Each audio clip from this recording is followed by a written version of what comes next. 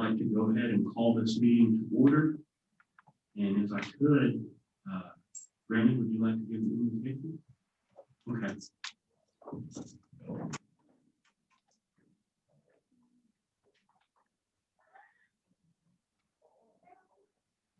Our Heavenly Father, we come here today wishing you to have peace on people that are ill. Be with our tribe, Quapaw Nation. Give us some rest. Let us look forward, not backwards. Heavenly Father, be with each and every one that has illness in their family. Be with those that are traveling. Those that are in final love. Heavenly Father, be with each and every one here today. We ask you to give us safe travel home. Rest in the holy name. Amen.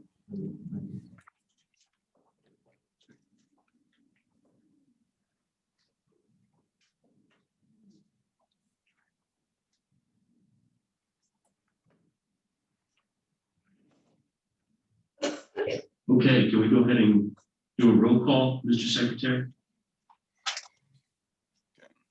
Michelle? Zach? Here. Rainey? Here. Lloyd? Here. Guy present.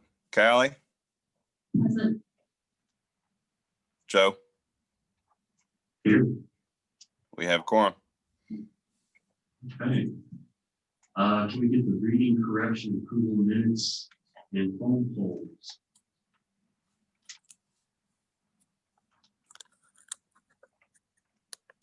Mr. Chairman, I move to Have a motion, have a second, All those in favor signify by saying aye. Aye. All those opposed? All right, we're going to approve the minutes and phone polls. Dropping down, we have the approval of the treasurer's report. I'll make a motion. We have a motion on the floor to approve the treasurer's report. We have a second. Second. We have a second. All those in favor signify by saying aye. Aye. All those Aye. opposed? We have an approval of the treasurer's report. Now the approval of the report submitted. I'll make a motion to approve the report submitted. A motion. We have a second. All those in favor signify by saying aye. Aye. All opposed? All right, the reports that are submitted have been approved. Moving down to the director's reports. First on the agenda is Anna McKibben Pipestem, our PR director. Good morning.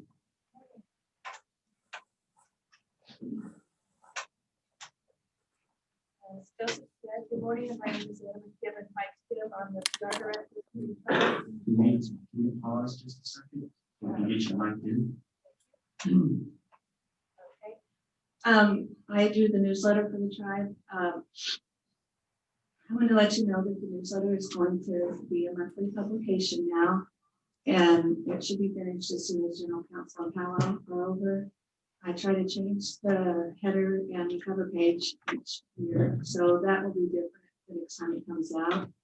I want to let you guys know that due to social media and everything, a lot of the news will be old when you get it, and I realize that, and I apologize for that, but please keep in mind that not everybody has access to social media, and a lot of our elders like to see things on paper and keep it, they're so old school and like a whole lot of things. So just be patient with me, please.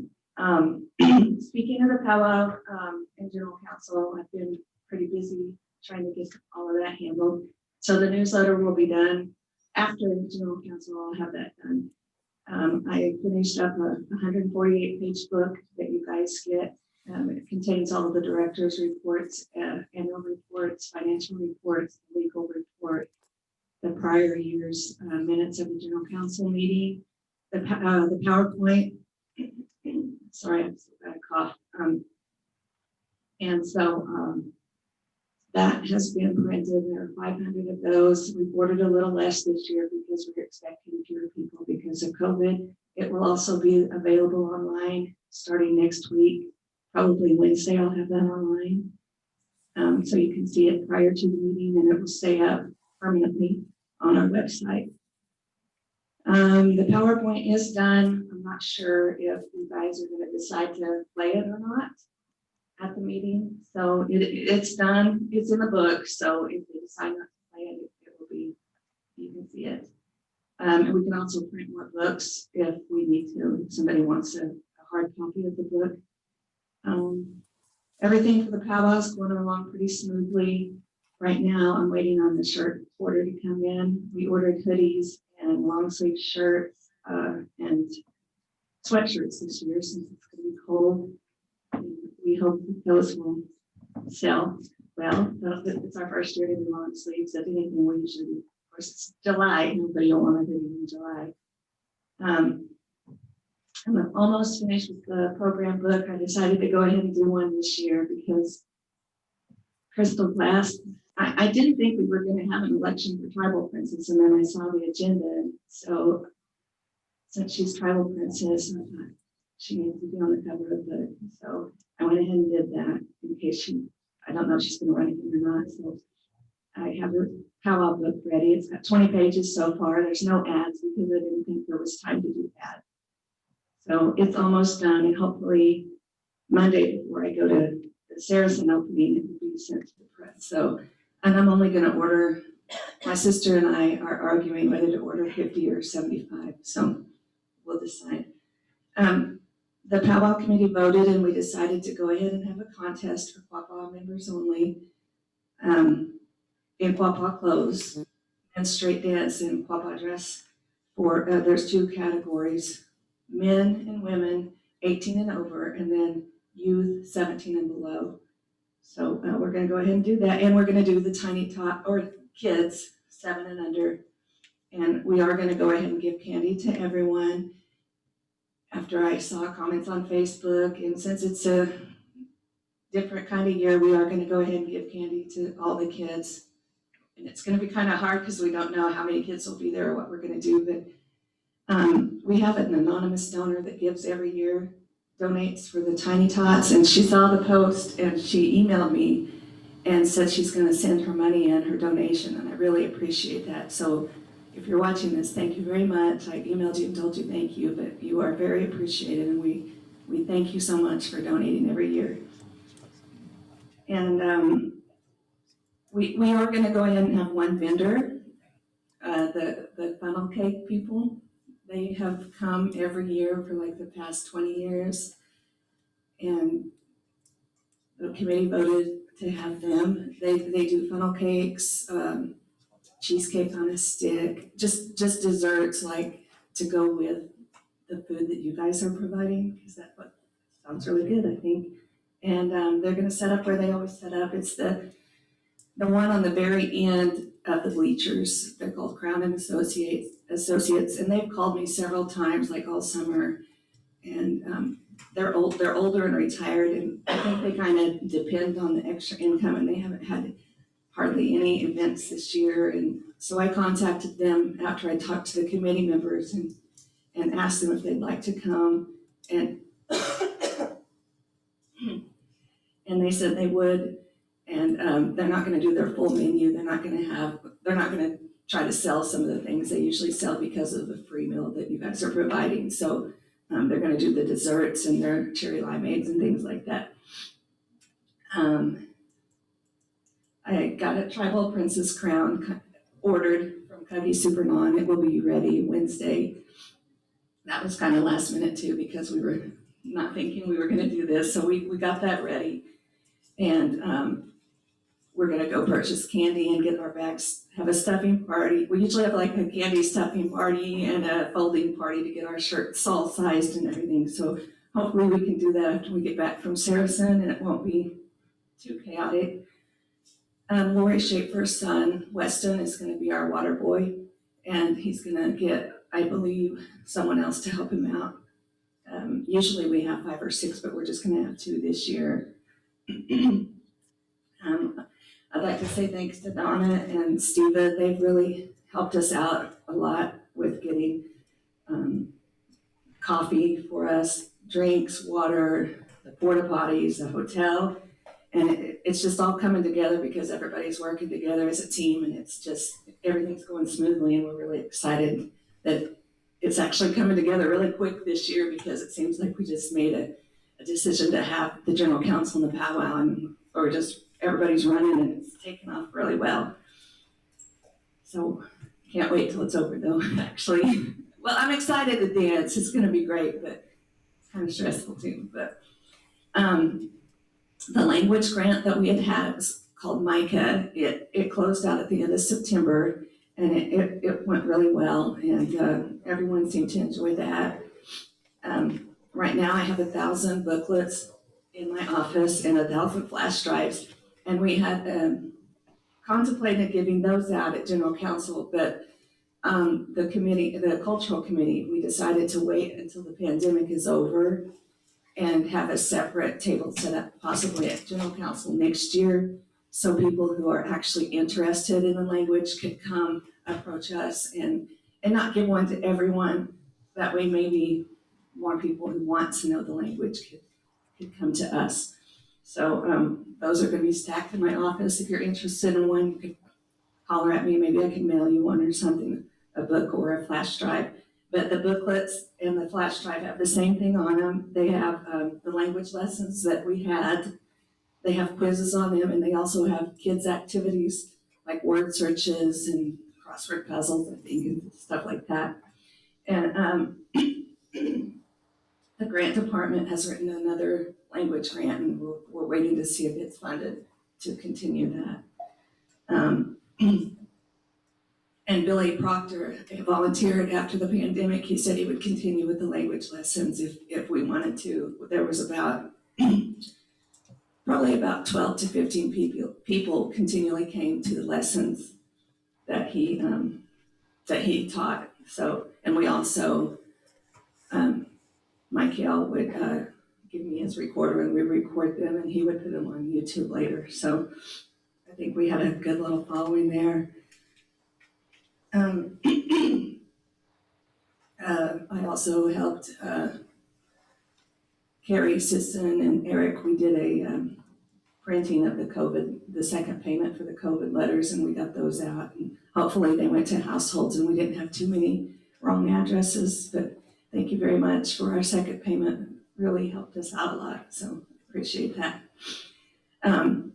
Cultural activities are really, they're coming in a lot. I get a lot of inquiries when it gets closer to November, because that's Native American Heritage Month.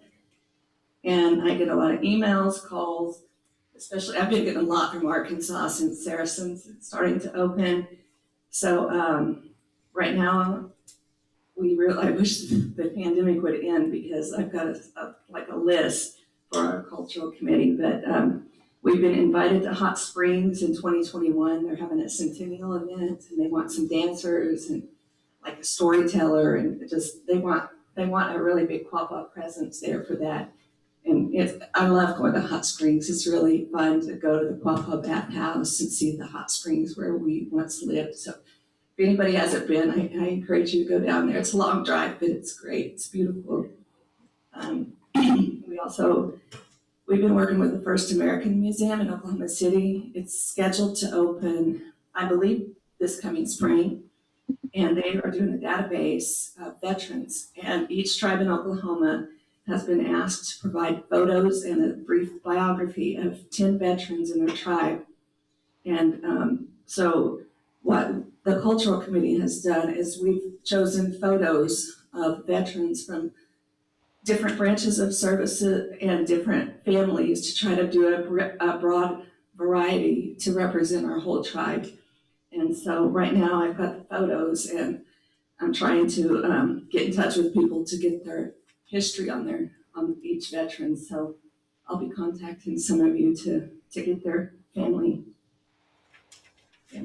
history on those people. I'm working with Dr. George Sabo, Jean Ann Lambert, and I have contacted him on a history project with the Gilcrease Museum. And we have an upcoming Zoom meeting in November, and it's about a lot of our history since we came to Oklahoma. And it's a little bit about Arkansas, but it's mostly since we've been here. We have another request that they want someone to speak about the history of Arkansas with a historical society from Little Rock. And so that, I believe that one will be also in November that I'll be doing. Next week, this is kind of exciting, I think, a project I've been working on. There's a couple of producers that do documentaries, and there's one, I don't know if you all have heard of Now This, or if you've seen it on Facebook. There's little videos called Now This. They're usually always have a sad story and it has a happy ending or something. A producer from Now This contacted me last week, and I don't know when it was, but anyway, she is doing a documentary for Native American Heritage Month, and she's going to be at the powwow, and she's going to be here Wednesday or Thursday. I have to look at my email, but she wants to do a story about our bison and the history of us with buffalo, and just a history about the tribe in general. And so I'm really excited about that, because I mean, Now This has viewers all over the world, and I think it would really put our name and our cattle company and all of the Quapaw tribe everywhere. So she'll be here. So if you see people videoing at the Quapaw powwow, just try to look keen or whatever, because I think it's going to be exciting. So smile pretty. And I think her name is Zara Shah. So I think she's Indian. So I haven't met her yet, but she'll be here this week. So I'm pretty excited. And then the other one is a tribal member. She's an award-winning journalist, and she puts documentaries on Amazon. And she's also wanting to just do the whole tribe in general, and our history and our bison and our agriculture, and just things we did, a brief history, and then what we're doing now. So she'll be here too. And I was speaking with Jean Ann Lambert, and we were talking about setting up some interviews with some of our elders and getting that done, because it's exciting, and it's exciting to let people know that we're still here and we are thriving, and we've made it through all the things we've been through, and we are awesome. So I'm excited about that. So next week, I'm going to the Saracen opening. I will be here till probably noon on Monday, and then I won't be back till Wednesday. So if anybody wants to contact me, I'll be here Wednesday, Thursday, Friday. I've got singers coming to the opening, and that's pretty exciting to share that with the people of Arkansas and let them know we still have some culture too. And I'm going to go get a new camera today, because my old camera wore out, and I want some good pictures of Saracen and at the powwow, and candy. So do you guys have any questions? Sorry it was so long. I've been really busy. Randy said, can you repeat that? My notes, it's all bad typos, but I'll make a copy if you want. No, I know that, we've been putting a lot on you as of late. We've been doing a lot of things, and we've been moving really fast. There's a lot of things happening this month, with today, this opening of Saracen down in Arkansas, our general council, our powwow, and then into Native American Heritage Month the next month. So it's an extremely busy time for us, all of us, and we appreciate what you do.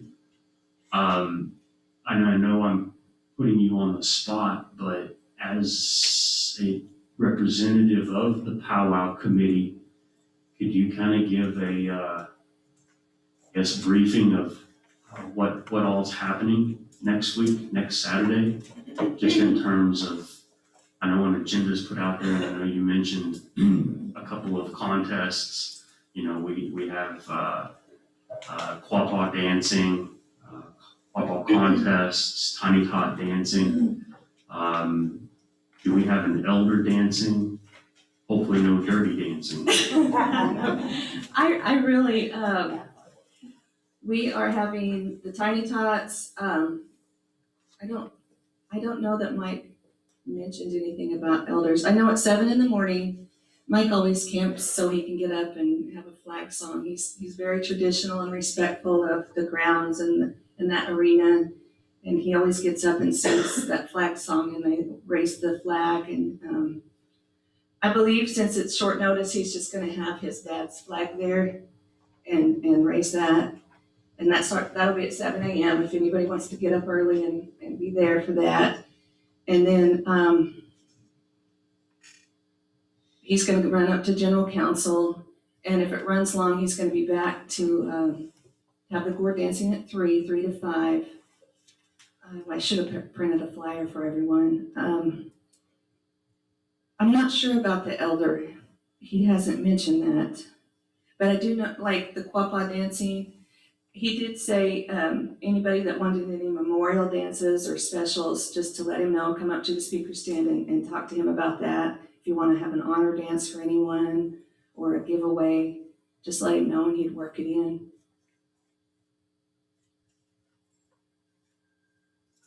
And you mentioned language classes and cultural classes. It's the time of year where everyone's reaching out and, there's a lot of requests for exhibitions and that nature.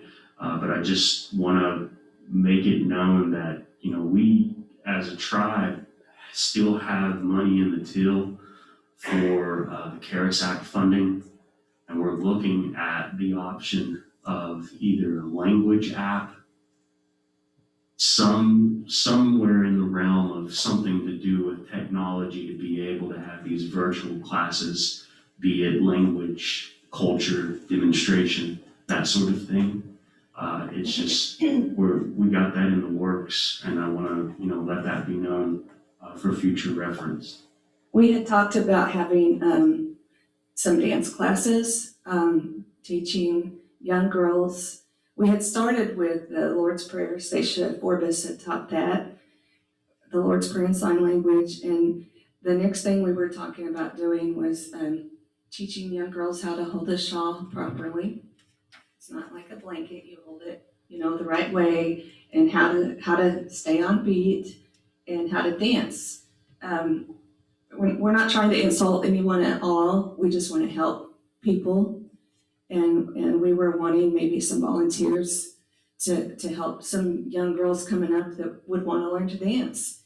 And then from there, we've got so many classes we want to teach because we just want to share, and we want everybody who is interested in learning, we just want everybody to have a chance to do that. And we want to film it so it can be online, so if you don't live here, you can learn too, because that's all it is about, is sharing and passing on to others. We don't want to hoard anything. We want everybody to have a chance to learn too. And So, if you're going to do it, you might as well do it right. that's what we want to do. So Well, thank you. thank you. Any other questions? Thank you, Anna. Thank you.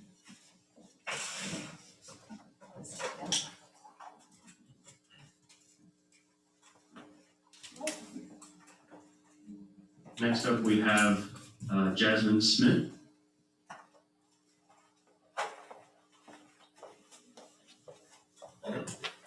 And for the record, we're wiping the podium down and the microphone down with every person that comes up. We even have some hand sanitizer up there if you'd like to.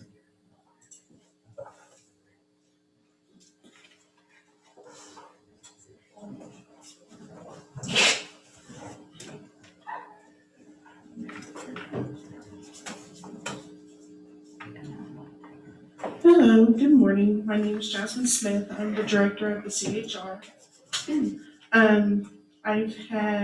I take the elders on transports take them to their appointments, and I also pick up their meds and order them and deliver them as well. I had a flu shot clinic on the 2nd of October. We had 62 that attended to it. I also had a,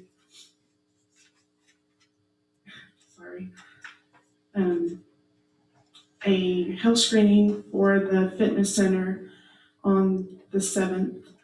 And I only had 5 that attended there, and it turned out really good because we thought we was gonna have less because there weren't very many people there.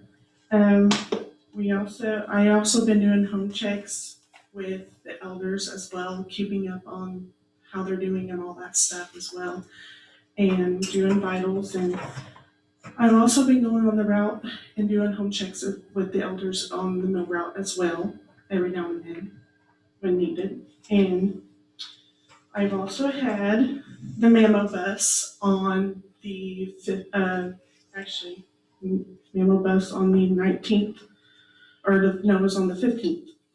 And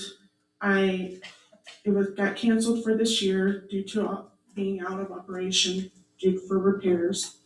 So I asked the ladies if they utilized that last year, if they would follow up with their doctors this year for a memo.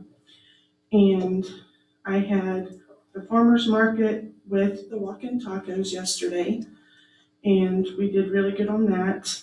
I took tips for the farmer's market as the girls were selling the tacos for $7 yesterday. We had a total of 195 people that attended the farmer's market yesterday. So it turned out really well. We also have the silent auction coming up on the 30th. Giving away baskets. I haven't found out what we're giving away as the big prize yet. So once we figure that out, we'll let everyone know on that as well. Thank you. And what is the theme for that? What is it for? Which one? The basket you just spoke. The baskets, no, it's for all directors. They all make a basket and we auction them off. And all the donations we get from those, we donate to one of the elders who has cancer. We take those donations and give it to the elders. And it's only available for directors here, or can anybody give a basket? No, anybody can. Yeah, anybody can. Okay. I think that's all that I have. Does anybody have any questions? I have a question regarding the mammogram bus, but I'll follow up with you Okay. later. That's fine with me. Thanks. Thank you. Thank you, Jasmine.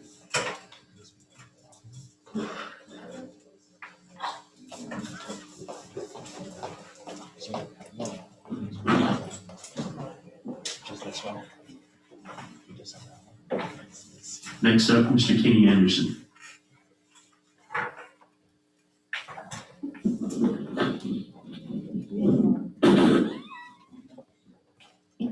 Mr. Anderson.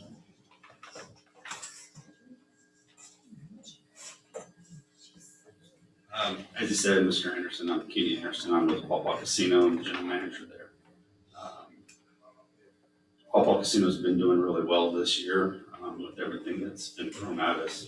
I'm very proud of our staff with COVID. They've handled everything very well. Anything that we've thrown at them, they've done a very good job, and I'm very proud of them.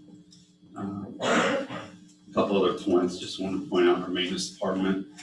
We completed 2 new outdoor smoking break areas for employees to use. Our facility is now completely non-smoking on the inside of the building for employees. We're also putting in a backup generator soon for our main server. That way we don't lose power to all of our systems. So that's a very big deal and needed. The other thing that we are excited about, and I'm very proud of, is our compliance department. We just got done with all of our Q&J audits, and we've had no findings at Quapaw Casino. So I'm very proud of that. Carrie and her department has worked very well to make sure that we stay in compliance. The marketing department is working with a new analytic company that's going to build us some custom reports. I'm excited about that as well. Our rewards program's been doing very well. We've had it about a year now. Our employees are really enjoying it. It's growing. They're very enthusiastic using that program, so I just wanted to update on that. And our C-store is doing very well as well. We've done, we've worked with Amcon, the main vendor, and we're getting some systems put in there that is electronic ordering systems, so it takes out errors for our human errors.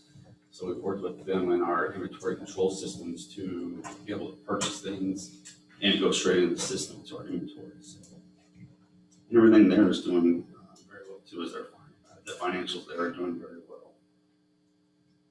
That's about all I have to report. Any questions for anybody? I want to commend you, Kenny. I know we just met last month, but I will say that I notice and I acknowledge your leadership, what you and your staff have been able to do at Quapaw Casino. Congratulations on a clean audit and staying in compliance. That's a testament to your leadership over there. And, doing all of this, running operations during the pandemic from early March up until this moment, I just want to commend you for your efforts and say thank you, on behalf of the tribal people. We really appreciate what you do over there, so thank you. Thank you.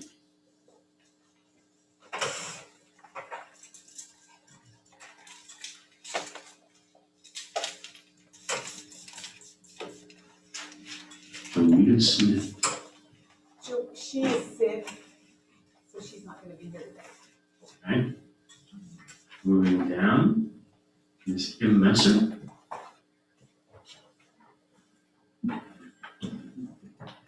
For those of you in the room and listening worldwide, this is our grants guru. And we owe her a debt of gratitude. She keeps the wheels moving with our tribal operations. And so, without further ado, Well, I appreciate you throwing in the worldwide part because that didn't add any pressure. Thanks. Well, like you said, I'm Kim Messer. I'm the tribe's grant writer. Technical grants manager, but I'm going to keep my report short and sweet. Since my last scheduled BC report, which we didn't have because of COVID, and just wanting us down to schedule, we have, been approved for 8 grants totaling $3.5 million. We submitted 5 totaling $2.4 million. We have 6 that have been submitted and are still waiting on a decision, and those total about $2.3 million. And then we're in the process of actively writing 5 applications totaling about $4.1 million. And with the end of the fiscal year, we did the math, and in this last fiscal year, we were awarded a total of 30 grants totaling $9.2 million.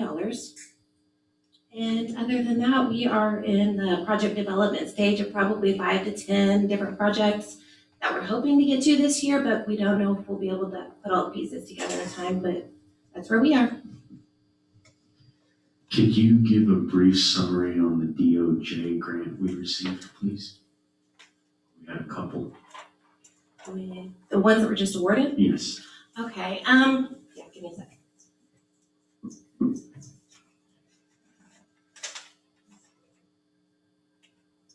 Okay, one of the grants was a COPS grant for $500,000 and is to purchase 7 Tahoes for the marshals.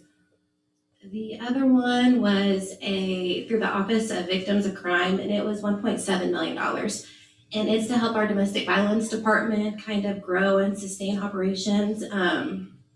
Whenever I started 10 years ago, they had maybe 30 cases a year or 30 clients at a time. Now they see anywhere from 150 to 200 at a time. They've just grown astronomically. So we're working on getting them a new position as like kind of a departmental planner to help them with their future growth. And then it'll also help with salaries and just overhead operations, so their other grants can be used for direct client assistance to actually help the victims, get out of the households. Any questions? Okay, well, thank you for your report. Again, we appreciate your hard work and, again, thank you for keeping the wheels moving, keeping us funded. Thank you.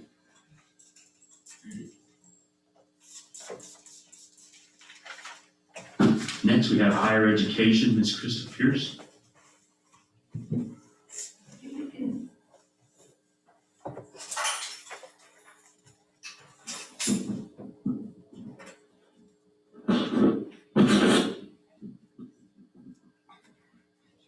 Good morning, Krista. Good morning. My name is Krista Pierce, and I am the Higher Education Director for the Quapaw Nation. First, I want to start out by announcing we finally got our stoles and cords in this week, and I'm very excited. They were posted on the Facebook page. I'm still learning how to manipulate the higher ed web pages, so the pictures and everything will be posted there. So I'm going to start by passing these around to you guys, and then I'll send them out to the audience. How about we just put them up here and we'll display them? Okay, that sounds good. Okay.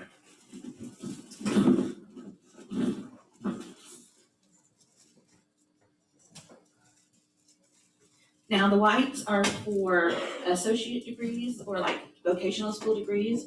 Red is for your bachelor's. Blue is for master's. And then purple is for postgrad, which is anything beyond master's. And then we also have the tricolor cord, which is the Quapaw colors for high school graduates and GED. Really pretty. They turned out pretty good. All right, I'm sorry, could you give us a rundown of each again? So white is for 2-year degrees, associate's degrees, and like vocational school certificates that are post-high school. And then the red is for your bachelor's degrees, blue is for master's, and then the purple is anything beyond master's, postgraduate degrees. And then the tricolor cord are for our high school graduates and GEDs, those who receive their GEDs. They're free, there's no cost to the students. I actually have, if anyone's interested, a stack of the request forms here today with me. And so I'm just gonna leave these up here.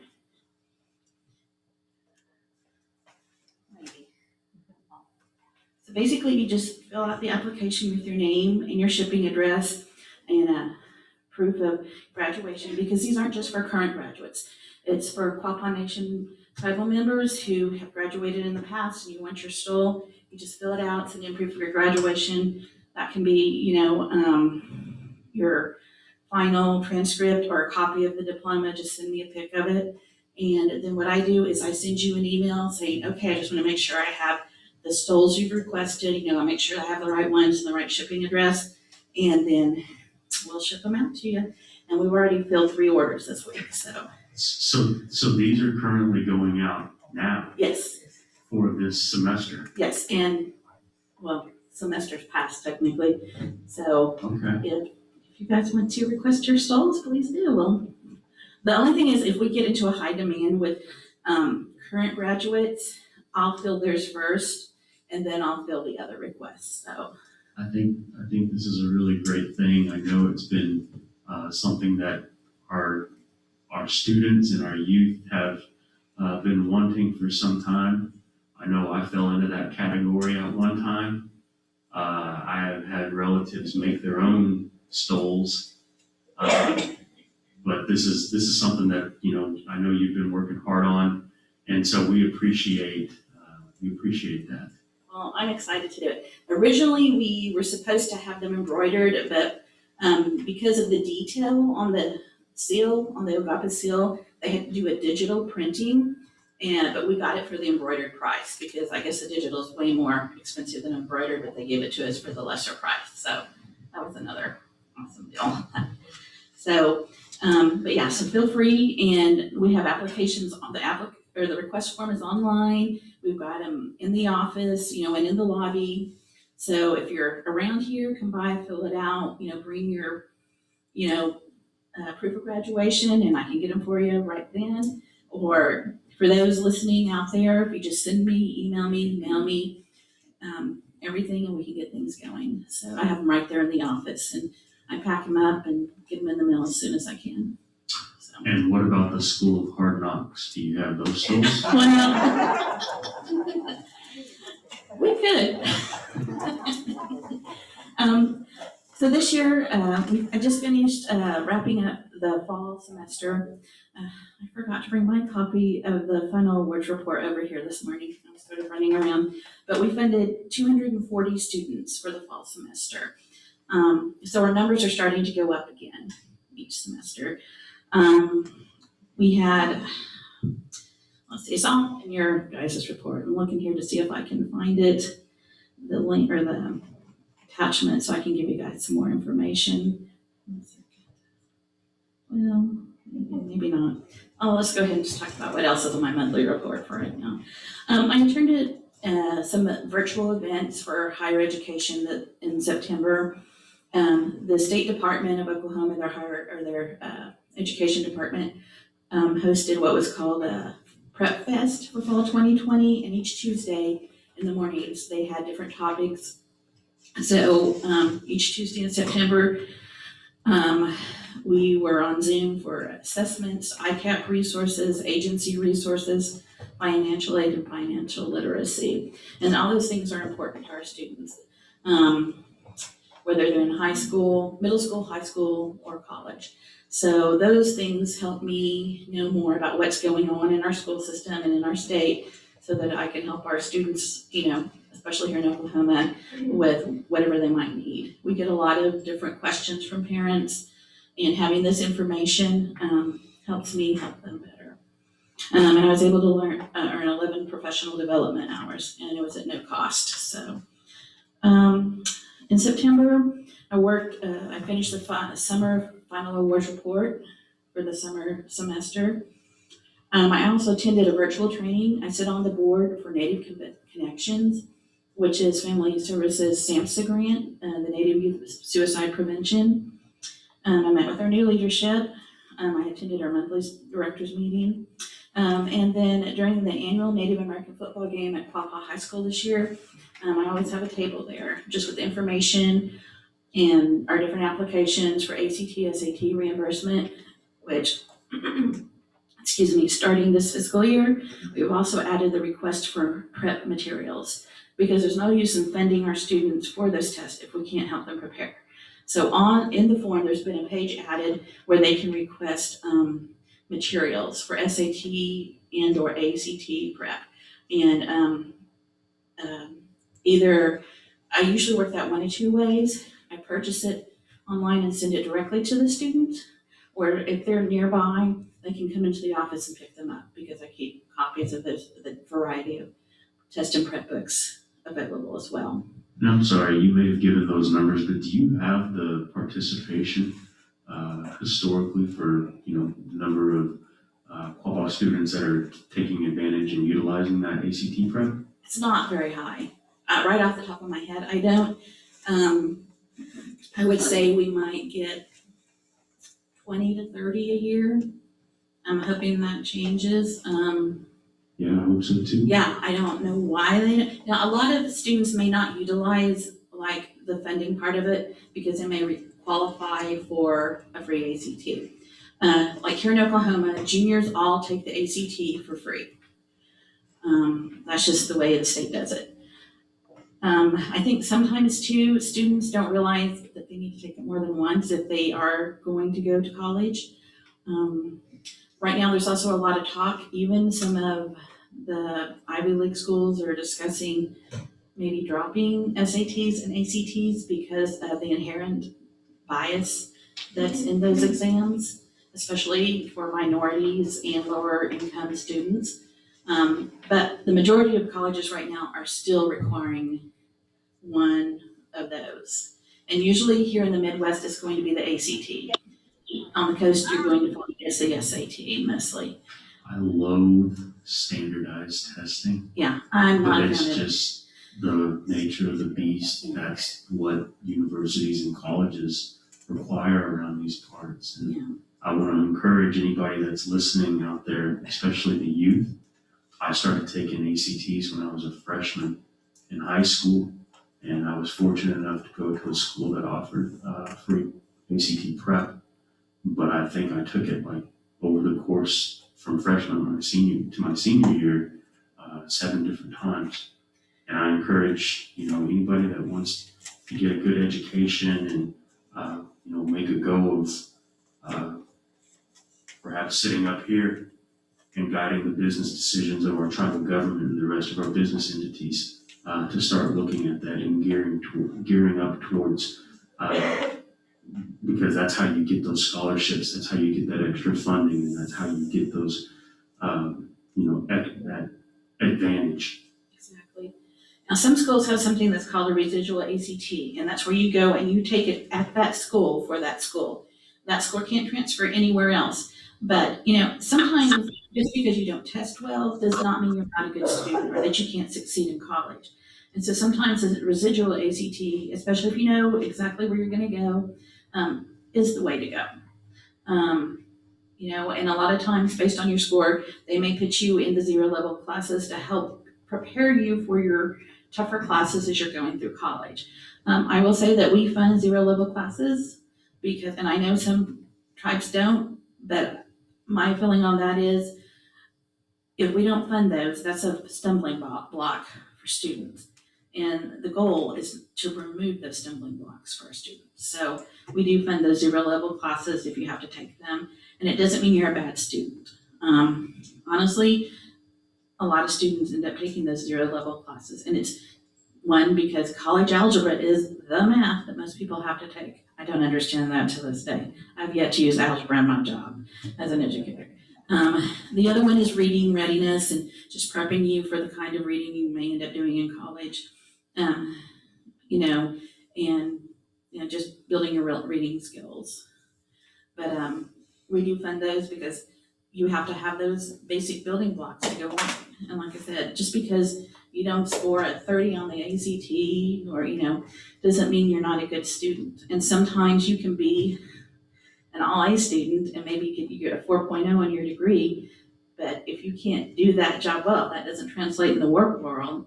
So, don't be discouraged. Just, as they say, and I'm not saying you should slack off and get C's, but if you're a student who may not be a top A student, C's get degrees. And sometimes you can be an excellent person out in the work world and in what you do, and, it's getting that piece of paper. So that's sort of my soapbox for that today. But other things we have done this month, besides the table, manning the table, we also participated in a 1-hour virtual desk retreat for college and career readiness through the state's regents.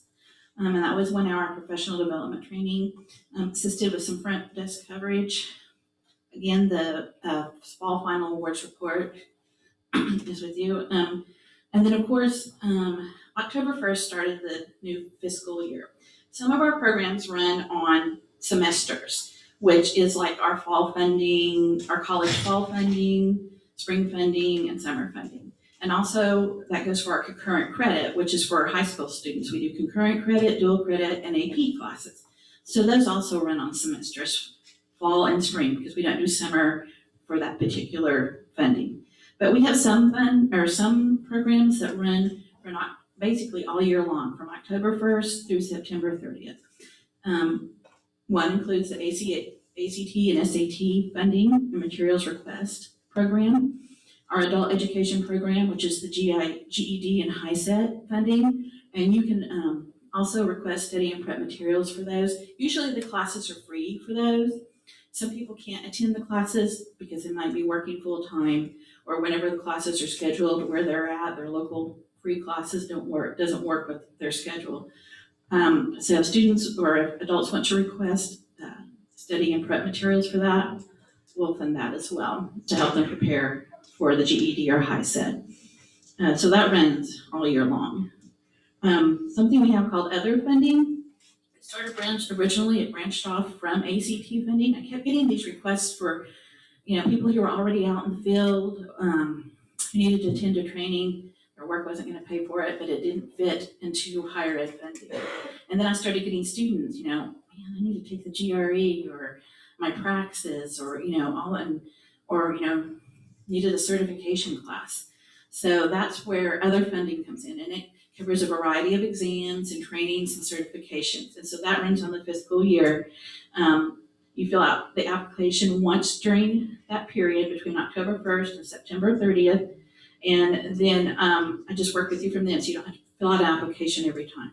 For example, our nursing students, they take a number of tests, and so they might have to take 2 or 3 tests, or if you're going into education, you have to take more than 1 test.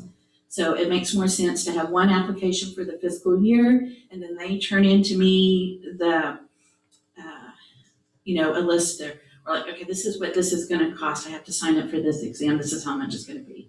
And so that's a much easier way to work it. And also, if you're someone in a profession where you have to be certified every so many years or licensed, we can help with those costs. And that is for as long as you're in the profession, not just the first time you're getting into that field as a newbie. So just keep that in mind. I don't think I have those on the website, but you can email me or call me and I can email you the application. The other one is adult vocational training. This is BIA funded. And what it is you have to live within so many miles of the tribe. I believe it's 75, and it has to be a 2-year program or less. That you have to graduate with your certificate or your degree or your training. The exception is someone who's in a nursing program. If that takes a little longer, they're okay with that. And so what it does, it can help pay for things like mileage. And if you can't work while you're in this program, you get a small daily stipend to help with that. And then we help with things like sometimes with some of the tuition or some of the materials and the textbooks, because usually in some of these programs, what they have is usually above and beyond what would be considered usual or normal tuition needs or things like that. So that's available. I have just it's CTGP funding, and so I just have a very small amount of that every year, but I try to stay on top of it for our students who are in those kinds of programs. And when I have an opening, make sure that there's someone in this area that qualifies to try to get those slots filled. So, and what I do is I just go and look at who is, and it can also be short term, maybe a CNA class or your LPN or something. So we just try to make sure we get as many students who qualify for that program. The other one, of course, is the graduation courts and stills program. That's just all year long. Like I said, the only thing is if you request one and you've graduated 5-6 years ago or something, if you're not someone who's graduating this current semester, like say in December, if the demand gets high, which right now it's not, but I anticipate at some points it will be, then the ones who are graduating in that current semester, I'll fill their request first, but then I will go back and fill the others. And then depending on what I have left in my budget, I will go back and refill the orders as we're running low and need more stalls and cords. November 1st, spring funding opens. And it runs from November 1st till February 28th. And that's spring college funding. I sort of call it traditional funding because it's sort of the traditional college funding. But that's also when spring funding opens for the concurrent credit, dual credit, and AP for high school students. And again, that also runs through February 28th. So November 1st, I will have those applications on the website, and I'll put the announcement on the Facebook page, and they'll also be in the office. So that's pretty much. Oh, and we are working on a grant for Quapaw youth leadership. I have a working luncheon with Kim on Wednesday. There was a grant written a long time ago when Pam was here, Pam Leptic, and I think it got denied, but I think Kim and I are excited. I think we can probably redo it, hopefully get it approved, and really get some things going as far as the leadership and the Quapaw Youth Leadership Council and things like that. So I've also have 4 research projects going for individual tribal members who have called me and asked for help in different things. So I'm trying to do that too, and I'm prepping all my forms and applications for that November 1st date. And October 1st, new Fafsa for the next year. You can begin to file. So if you have high school students, grandkids, nieces, nephews, your own kids, now is the time to file for next year. We always have students and parents come in and we can fill them in right there in the office. If you've never done it before, it can be intimidating. So I just always encourage, I'm more than happy to help you just set up an appointment so I can block off like about an hour of time so we make sure we get everything done, get your FAFSA turned in. If you have high school seniors and they're going to go to college, now is the time they need to be applying for admission to the colleges they're looking at. Because deadlines for scholarships at those schools are going to start coming up in January, February, and March. So you need to be admitted. So if you wait till spring to do this, they're gonna miss the boat on some possible scholarships at that particular college or university. We help students fill out, admissions applications. I proofread students' essays if they need them for their applications, whatever the need may be. You can always just call and we can help in whatever way we can. But just keep that in mind. If you have a student who will be graduating in the spring, they need to start applying for admission to those colleges they're looking at right now and getting their FAFSA filled out. So, because if not, like I said, they're going to miss out on some possibly good scholarships at that particular school that they ultimately choose. So, and I think that's pretty much it for right now. Any questions? Yes, ma'am. Are all of these programs Quapaw members only? Yes. Now, when we hold things like ACT sessions, which hopefully I'm going to get those going virtually in the next, it's not going to be this month in October, I can tell you that. But those are open to everybody. Things like that, or when we hold financial aid information nights, that is open to everyone. But as far as the programs and funding and things like that, that is Quapaw Nation members. I just want to say thank you for all that you do for students, because you go above and beyond. And thank you for helping my daughter. She's a freshman and she's starting to take all her ACTs and everything. So we're pretty excited for this help, because she does a great job. If you have someone who's an 8th grader or a freshman, I have what's called an ACT beginner's book to study, and that's the best one to start with. And so what I'll do is I'll give them that when they're at that level, and then we'll graduate to the bigger book and then some extra tests and exams. So, now's the time to start if they are looking at school. Don't wait till they're a junior. Any other questions? For all of the youth that fall into this category and the parents of the youth that fall into that category, go see Krista. As Anna mentioned, she is an incredible resource, and she does a lot of stuff for a lot of people, a lot of students. She takes care of them in the educational realm, and then even wears a part-time hat of guidance counselor. And she's really great to work with. You are really kind, and you do a really great job for us. And I can't thank you enough, because that is a very vital role that you play for the future of our youth of this nation. So thank you. Well, thank you. I feel very honored to work for this tribe. Now, if we can get a science fair going. I know, well, that's on my list. I have a huge list. I want to do a virtual intertribal science fair and make it a competition between the other area tribes, and really push science and mathematics, and let's see what our youth can bring to the table. There's a lot of different issues going on that impact the world right now, and I think they're a voice that we need to look at and tap into.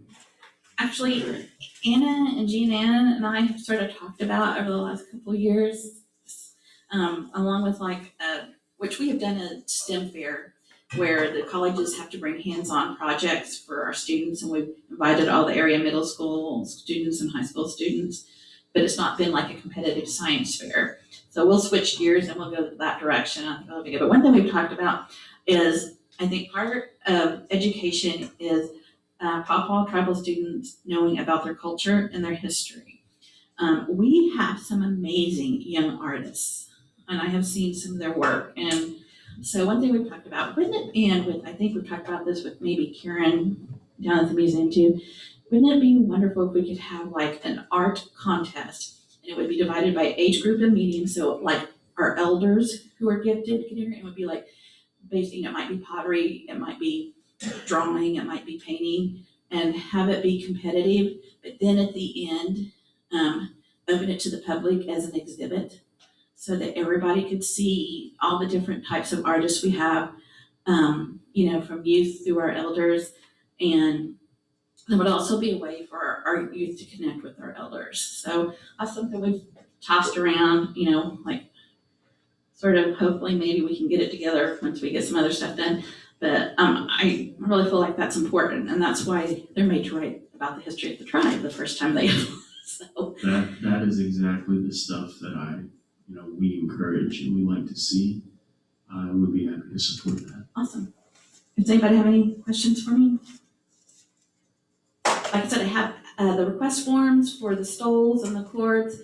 And if you want one, just fill it out. And you can even just take a picture of your diploma or whatever if you're not sent me your final transcript, you can send me a picture of that and email it to me and send me your request form, and we'll get your cords and stoles to you, or whatever application or whatever you need. That's what we're here for. Thank you.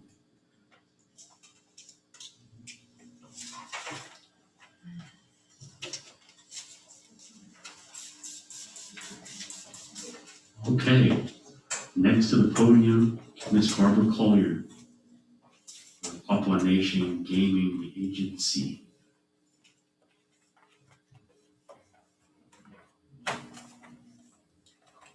Barbara, it's good to see you this morning. I'm glad you could make it.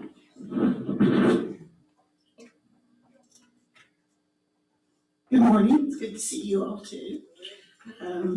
Since I was here last, saw y'all last, I've got a new knee, another one. So now I think all my limbs have been replaced, and so we'll move forward with hopefully a bionic body. You'll be ready to fancy shawl dance next weekend. Oh, well, I'm working on it. I was working on just maybe dancing, but I don't know about the fancy shawl. That would be wonderful. We think back when we're elders, we think back, don't we, Grace, of how we used to dance at every powwow, every dance. But that's a memory. That's just a memory, I think. First off, I'd like to talk a little bit about what we do in our department this month. I have our September narrative here where the departments in my office, the departments in my department, I guess you could say, we have administration, licensing, IT, compliance, audit, and investigation. And we have been very busy this last month with audit that we've had. Our auditors have been conducting audits in Quapaw casinos. Kenny said had no findings, and downstream had very few. There really weren't findings; they were notations, I believe. And I can't think of any findings that I saw actually. So as far as what we actually audit is minimum internal control standards.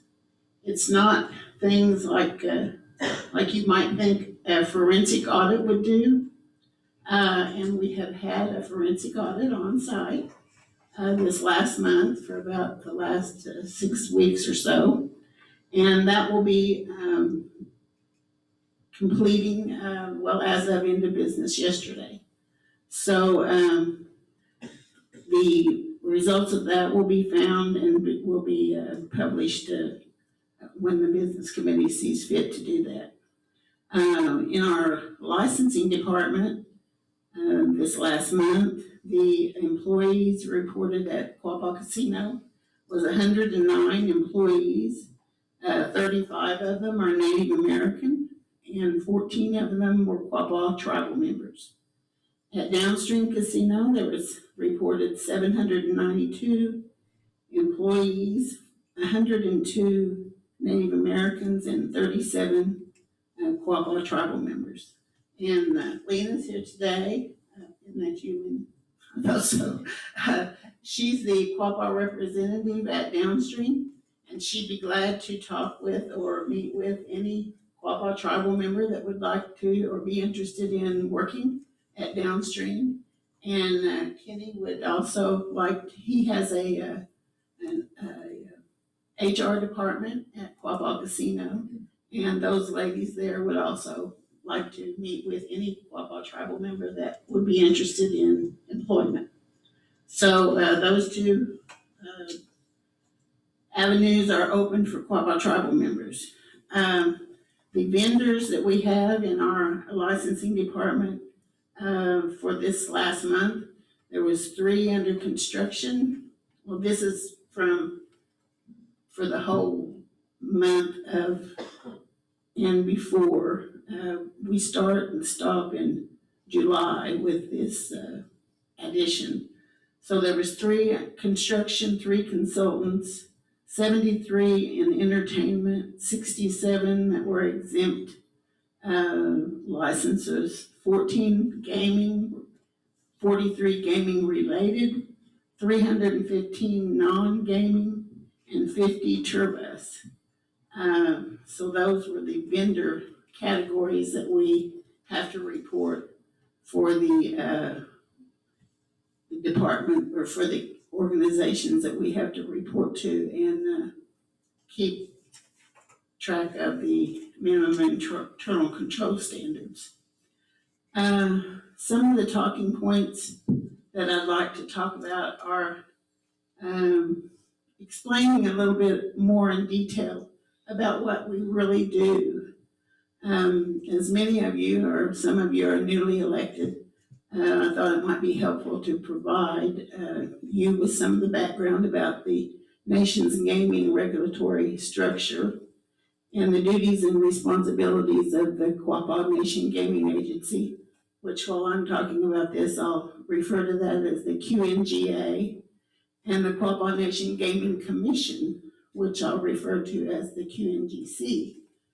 Now, the difference in those I will get to in a few minutes, but under our gaming ordinance, which we have an ordinance that the tribe has written back in 2004, I believe it was.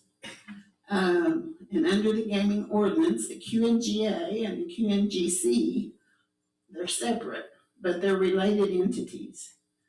We have both of them because in our ordinance, it gives direction to one and then the other. The QNGA is responsible for the day-to-day regulation of the Quapaw Casino and the Downstream Casino Resort. The function, and that's what we do, that's what I just got through reading you the departments and the separation of. The function of our gaming commission, on the other hand, is to serve primarily as an administrative appeals body for the appeals and actions or decisions made by the QNGA. So when there's an issue that comes before us and we make a decision on it, if that person is aggrieved by that decision, then they can appeal that to the gaming commissioner. And our gaming commissioner is one individual, Terry Poust. She's an attorney, and she is a past member of the National Indian Gaming Commission. She serves primarily as a hearing officer. So if they're aggrieved by a decision that we made, they can appeal to the hearing officer, to the commissioner. We just had a hearing this week over a licensure.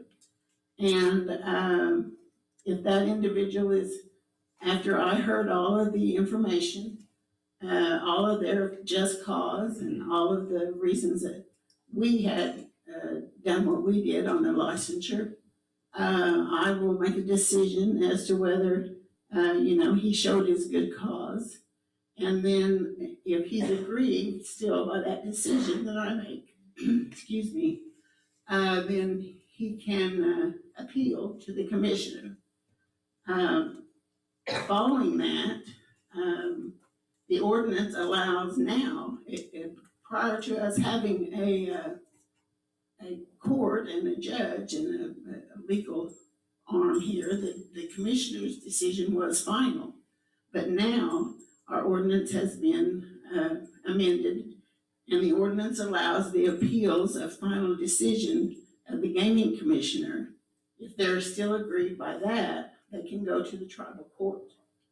And of course, they would need to either defend themselves or have an attorney or whatever. And they can have that with us as well as with the commissioner.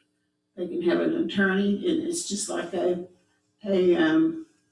legal operation. They can have witnesses and they can have documents and things like that to defend their cause.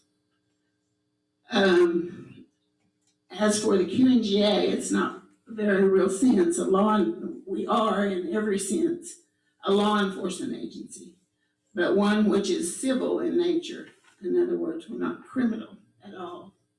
It is delegated authority through the gaming ordinance to administer and enforce the gaming ordinance and the Indian Gaming Regulatory Act, the Oklahoma Gaming Compact, and other laws and regulations applicable to the nation's tribal gaming facilities, such as the Bank Secrecy Act or Title 31, referring to the United States Code, and that's designed to prevent money laundering and illegal issues with any type of income and money. On a day-to-day basis, my office is responsible for licensing casino managers and employees, as well as gaming and non-gaming vendors, conducting audits and investigations,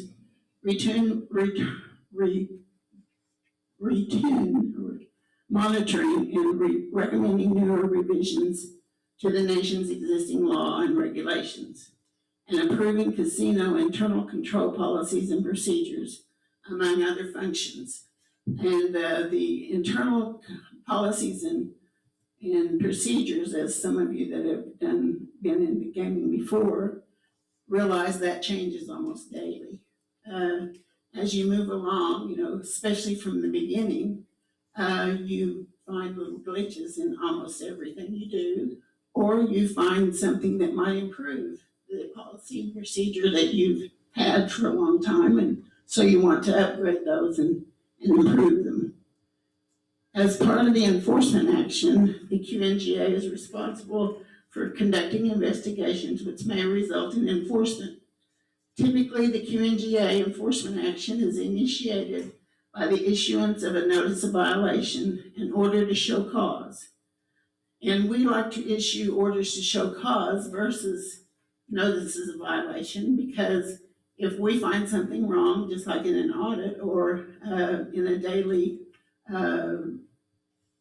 action, orders to show cause means I'm telling you this and you need to fix this. A notice of violation means that you may be fined or you may have a difficulty with fixing whatever it is that's wrong. So we always like to issue orders to cure versus the NOV, because it makes more sense. Why would you shut down something or close something off completely that you could fix and maybe get fixed and move on? So that's what we like to do.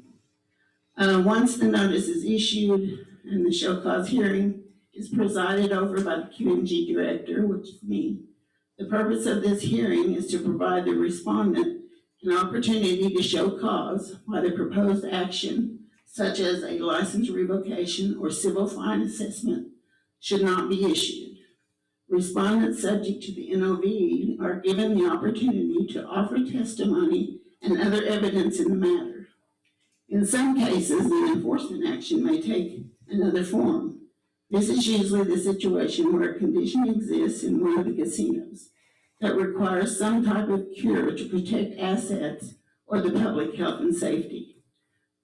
For example, if the QNGA were to discover that an entire department was out of compliance with the nation's internal control standards and regulations Rather than issuing an OBU to a particular individual, an order to cure would be issued to the offending department with a deadline to set for cure. If the cure is achieved, the matter would close. Q&GA hearings are informal in nature, without formal rules of procedure or evidence, which is consistent with administrative practices in many government agencies. If a respondent is aggrieved by an action or decision of Q&GA, the respondent may request reconsideration or may appeal directly to the Gaming Commission.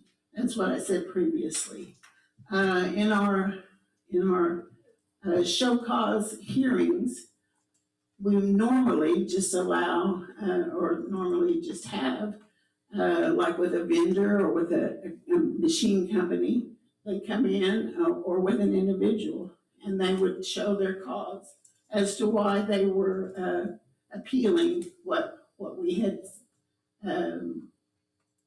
asked them to cure.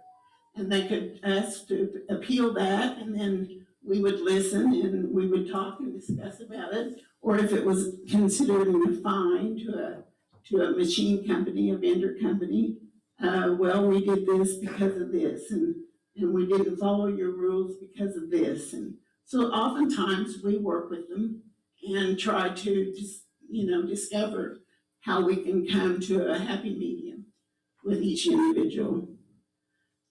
Following a show cause hearing, the Q&GA may issue findings and conclusions, including the assessment of sanctions, or it could dismiss the matter if the respondent is able to show cause why no sanctions should be issued.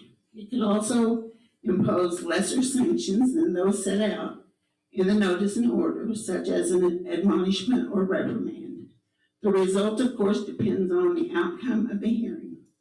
Enforcement actions are sensitive activities entrusted to the authority of the Q&GA under the laws of the nation. As a civil law enforcement agency and a governmental component of the Quapaw Nation, the Q&GA has a duty to exercise its independent judgment in each matter that comes before it in a fair and just manner. And we always try to do that. I think that you all know that know me, know that I'm fair and honest in every way that I know how to be. This is why our responsibility to maintain strict confidentiality in relation to matters under investigation. And that's what we do. We, oftentimes you probably heard me come up and say, well, I can't really talk about anything because it's confidential. And that's true. So I hope this summary has been useful to what we do and why we do it. Any questions? I don't know about anybody else, but I feel enlightened. That's a lot of responsibility and a lot of obligations that you and the agency as well as the commission have to our gaming operations and ultimately our tribal government. And you guys do a lot of stuff on the audit side, on the compliance side, and just making sure we're doing our due diligence and doing things on the up and up. So I want to say thank you. And does anybody else have any questions?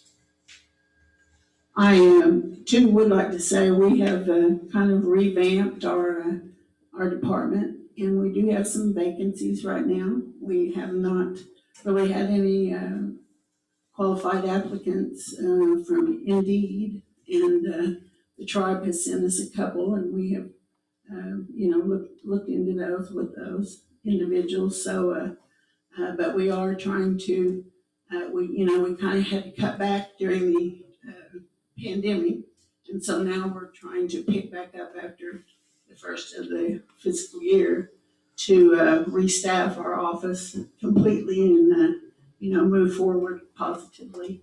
I have a really wonderful staff right now, and so we'd like to add to that in a positive manner. And which positions are those? We have two compliance positions. We will be filling eventually a receptionist position and one licensing position, I believe. For anyone looking for a career change or their foot in the door with our gaming operations, whether it be on the regulatory side or the operational side, Dr. Barbara, reach out to her department because you're gonna get a firsthand experience up close and personal with in the realm of compliance. You got to know not just the regulatory side, but also the operational side. So anybody that's wanting to, either change careers or look for a start of career within that, that's a good opportunity. So thank you for that announcement. Yes, and we really like to, people that are really concerned and dedicated about the protection of the assets of the tribe, because the gaming is the largest asset of the tribe currently. We want them to really be, interested and concerned about being career-minded for that.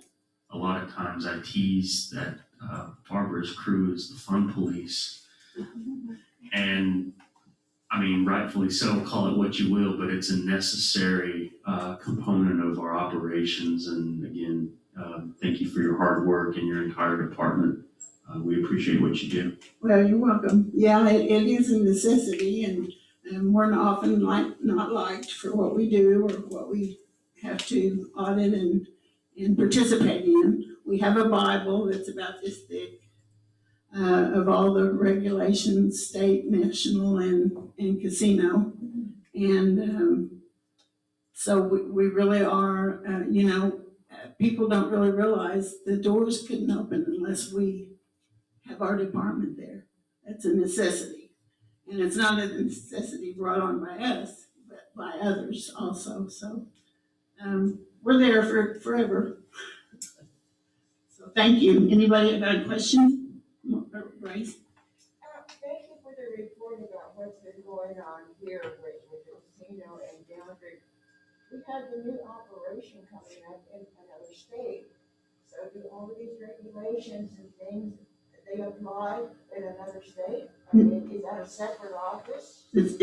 No, they don't apply. The Arkansas Racing Commission is the guru that takes care of Arkansas. And as it's a commercial casino. It's not a tribal casino because it's not on trust land, or it's not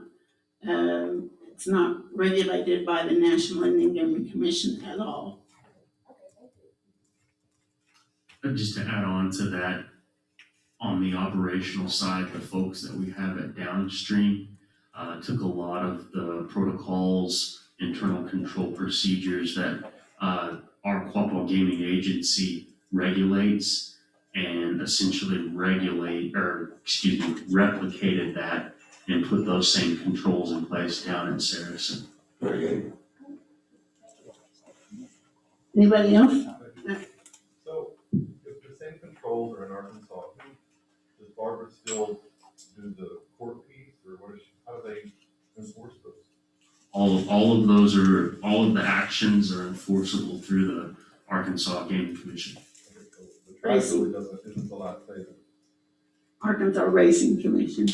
No, everything is adjudicated up through the Arkansas Gaming Commission. Do they have a gaming commission? I was unaware of it. Excuse me, horse Racing The Commission. Racing Commission. Racing Commission, yeah. They're just to tell you, the Arkansas Racing Commission has very loose rules. They just had, I think it was 3 racetracks, and they had machines in a couple of them. As far as gaming goes, that's what they had. So their licensing regulations and their compliance regulations are not the same. When the department and individuals, the employees from downstream went down to assist in creating the compliance and the regulations that they go by there. When the Arkansas Racing Commission came, And they have an office there, they're there all the time, a couple of people. When they saw the rules and regulations that they had presented down there that they were going to follow, they were very amazed. They said that this was the best regulations that they'd ever seen. So they tried to take them and make them fit, of course, in Pine Bluff. And so they're still working on that. That's a work in progress. The compliance people go down there just almost weekly and try and work on those with the individuals that are trained there and that they're training and everything. But the rules and regulations were not in place for casinos. This is a new thing for Arkansas. And so hopefully they'll get better with their regulations. That's the hope, that they'll take some of the things that we took down there and initiate that as part of their rules. We hope. Anything else? Okay, thank you all. Thank you, Barbara.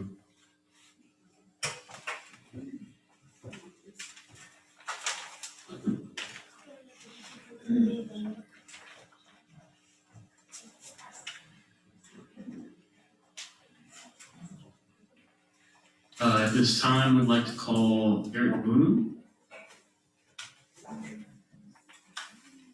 Mr. Moneyman.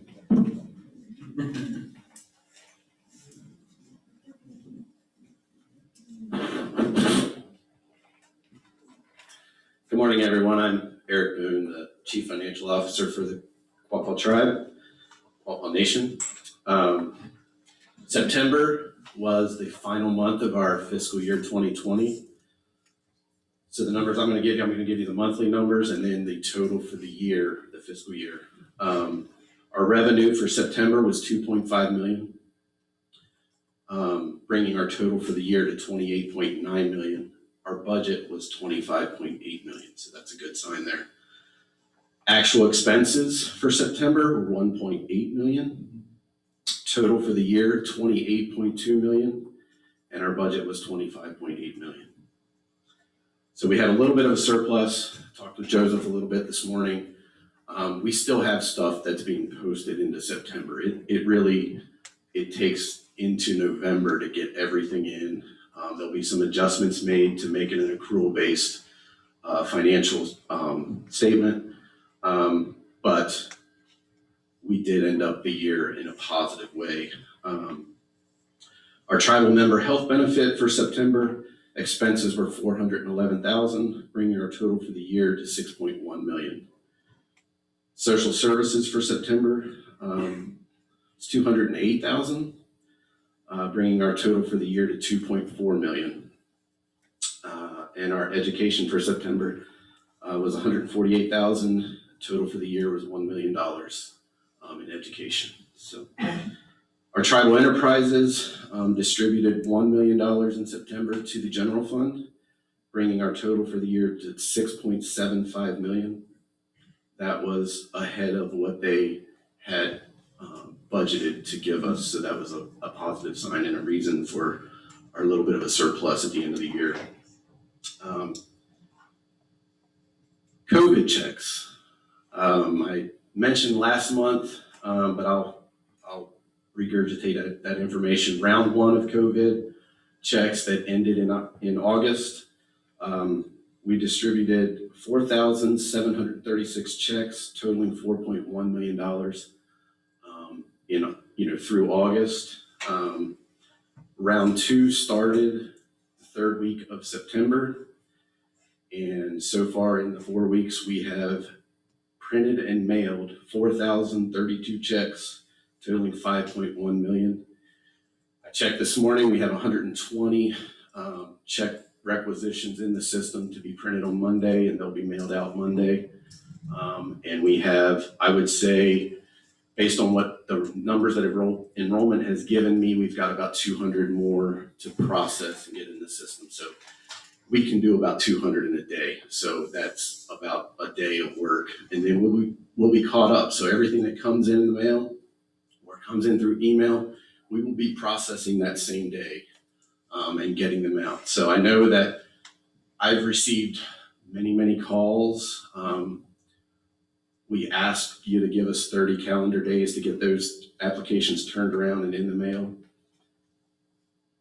I was trying to cut down on the phone calls because that just slows us down when we're answering phone calls. I understand that, people's situations are different and they're kind of counting on that. We were turning them around as quickly as we could.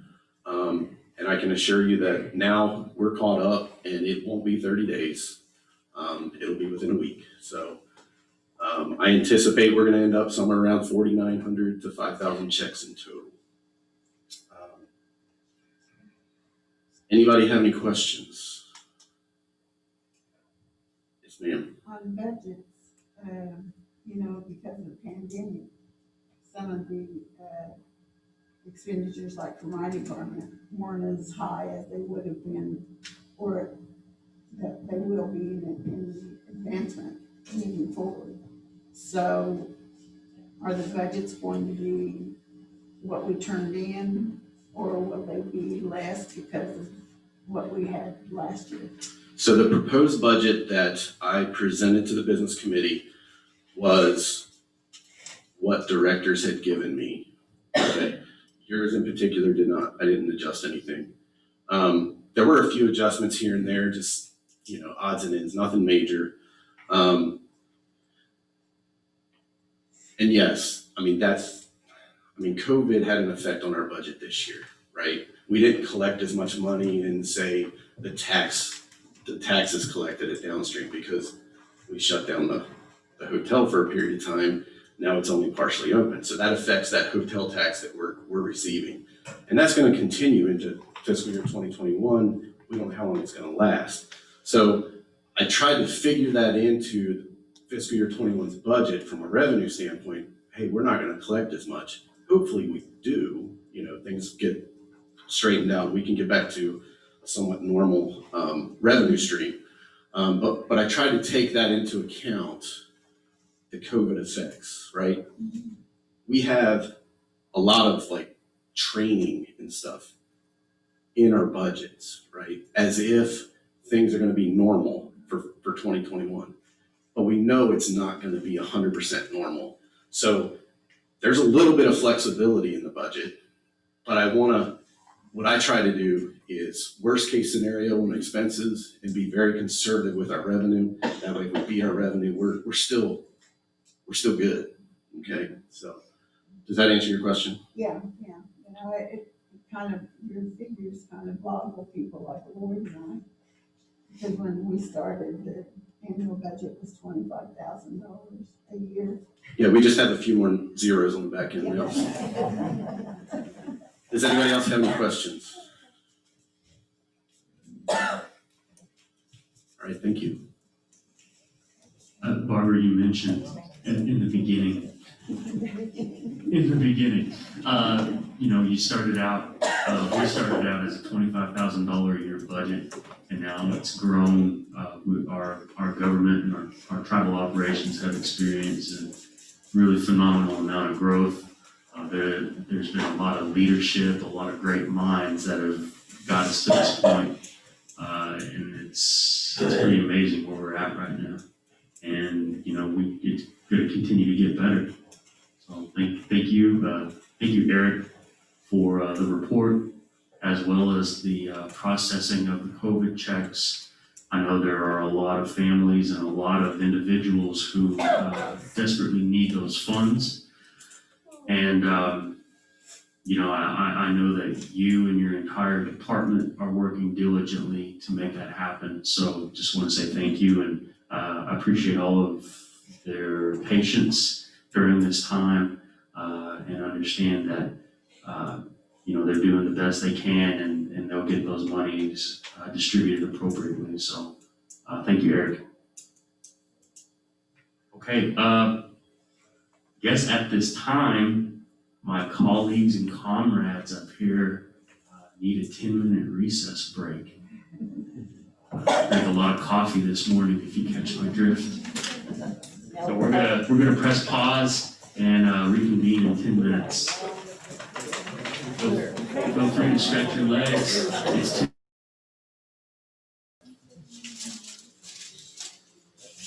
Okay, we'll go ahead and get started again. Thank you for your patience. Where are we at? Old business. Anybody have any questions or discussions surrounding old business? I do. Oh, okay. Whoever would like to go first.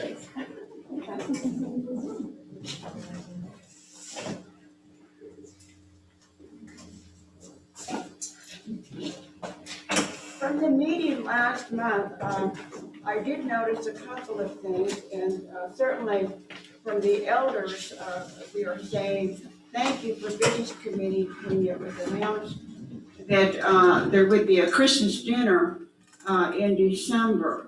The date given at the meeting last month was the 12th.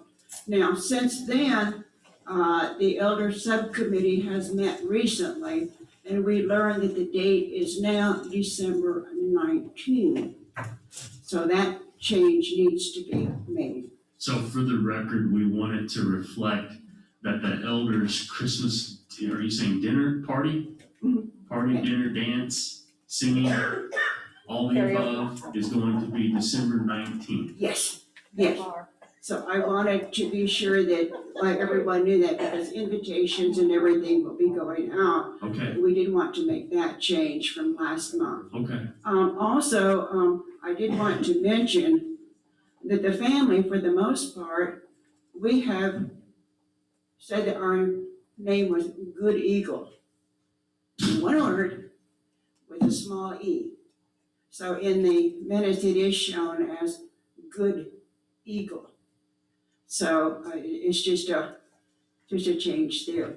Also under old business, I did want to follow up on some of the earlier conversations about finding out who were the Quapaw. And a couple of years ago, a project was started whereby local tribes were invited to tell their story. And we're part of that. And so unfortunately, because of the coronavirus thing, we've not been able to continue with interviews. And so that time has been extended. The thing with it is with the other tribes in the area, and we said that we would like to be part of that, for that particular project, when they get the video done, each tribe would only have 6 minutes totally. But we are still interviewing people for that, and hopefully we can get that wrapped up. They've extended the time on it, but just to let you know, there is another video in the works. And so.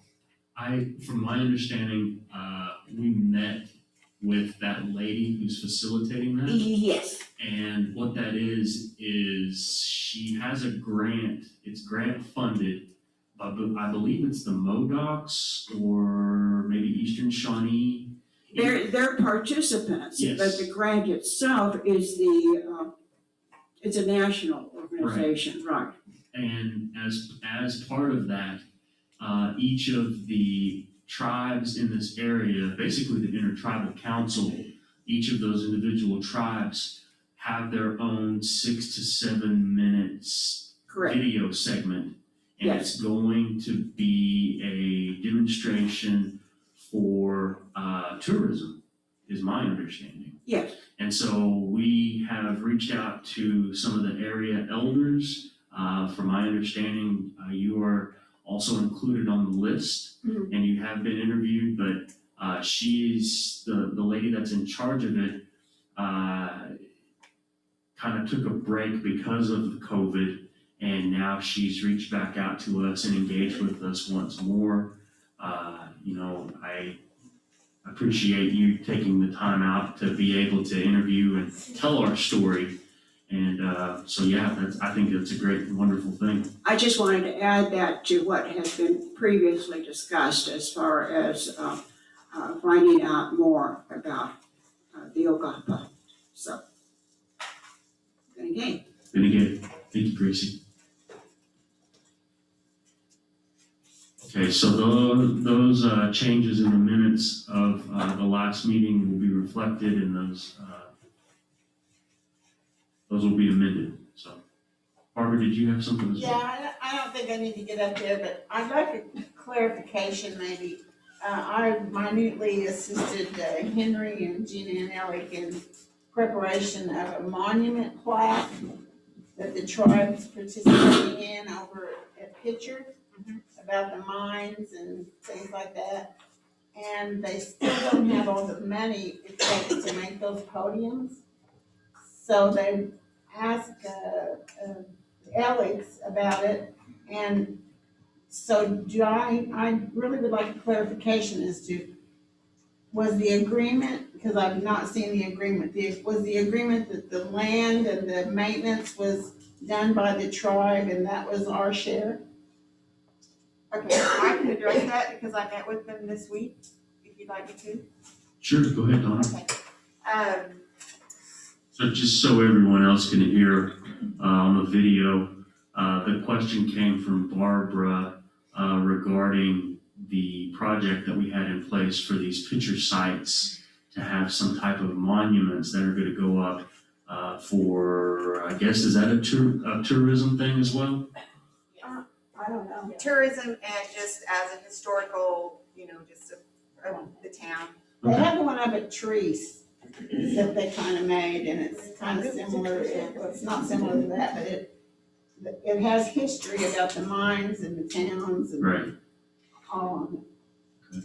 I have my own thoughts. These non-tribal people want our money to put a sign on our land, but Okay. we can, What we've done is, in the beginning, the tribe agreed to clean off the area. The area is gonna be where the old post office building was in Pitcher, right there on the highway. We cleaned that off for them. We still got some other tree trimming to do. And they're paid for all the monuments. The only monument that the tribe committed to pay for was one of our own about our history. And those are done. Actually, they turned me in all the invoices for that this week. So the podiums are finished. Then we are working on, with Trenton on the land, on a land use agreement for that picture committee, for that site right there on the corner. So the only other thing that the tribe is committed to now is, finishing up the cleanup, which we're using QSA to do that, and moving the gorilla and a big rock that they want moved to that site. And other than that, then the tribe, that's all that the tribe was committed to at the time. who retains the rights to that gorilla? I don't know whose the rights originally were, so I can't answer that, so. Okay. The rock is just a big rock that's over by the soccer field that was dug up on one of the mines they put over there by the soccer field, and they just want that moved over there just as a symbol of the mining and stuff and the rocks that came from the area and stuff, so. But, other than that, that's all that we've committed to do at the time. Does that answer? Yeah, I working on that, just minutely on my part. I really think it's a wonderful thing, because if you look back on the pictures and some of the things that Pitcher grew, they grew kind of into, Quapaw was kind of a suburb, because there was so many buildings and so many houses back in the 20s. It was all a great, big, huge thing, and, most of the mines was on Quapaw land. And, those individuals became very wealthy because of that, and the town grew because of them. So, we really do have a history there. Yeah, I agree. There is definitely value in telling our story. Appreciate you and Alex, being able to have input with that project. It sounds like we're full steam ahead on it, and it's gonna happen. So if you can relay that to the folks that are reaching out to you, there we go. Thank you again. Okay. Any orders of old business that we need to correct or amend? All I'll entertain a motion to approve.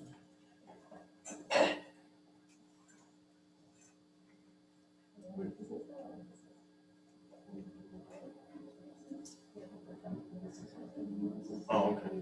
We don't need a motion to move out of old business. We'll just go down into new business. So budget for the fiscal year 2021. If we could have Eric come back up.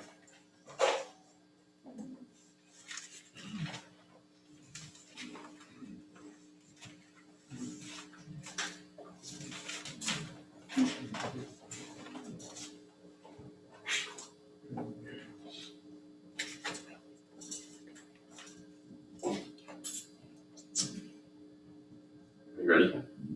Yes, sir. Okay. So I briefly touched on it in my report. The proposed budget that was submitted to the business committee for fiscal year 2021, general revenues was 26.2 million, expenses 26.2 million. As I said last meeting, we're going to have a balanced budget. Last year's numbers was 25.8 million. So we're increasing it a smidge, not a whole lot. I believe it's a budget that is attainable and sustainable, which I think is extremely important. Again, we're talking numbers and not realistic, like we don't have this cash in the bank to work with. So we're projecting out saying, okay, here's what we think is going to happen, and here's how we think we're going to spend it. And obviously there's a month-to-month management of those funds going in and out. So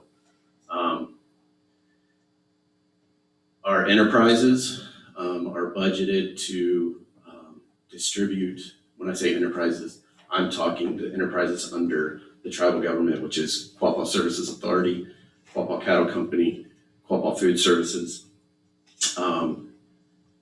We have increased their distribution to us this year. We think that we can, each year we seem to hammer away, especially on the cleanup work that's being done in Pitcher by Quapaw Services Authority.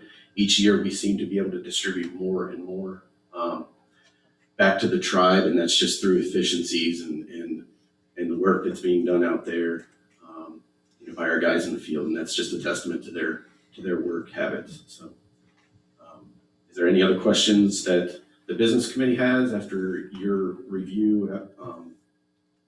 We had a discussion a couple weeks ago, but.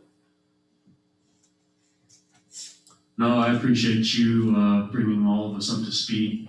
I know with this new administration, we have a lot to learn and a lot to wrap our heads around. So just appreciate you, telling us everything that we have, and again, all the hard work that you do in making that budget, making us fall within that budget. And so just thank you again, and looking forward to a new fiscal year. Me too. Thank you. Chairman, I would like to make a motion to accept the budget for the fiscal year 2021 as presented. We have a motion to accept the budget for fiscal year 2021 as presented. Do I have a second? Second. I have a second. All those in favor signify by saying aye. Aye. All those opposed? Our fiscal year budget is approved for 2021. Thank you. Okay, next on the agenda, we have the Subcommittee Handbook. From my understanding, this was tabled last business committee meeting. So we at least need a motion to bring it off the table. And I'll entertain that motion. Or do we want to keep it on the table?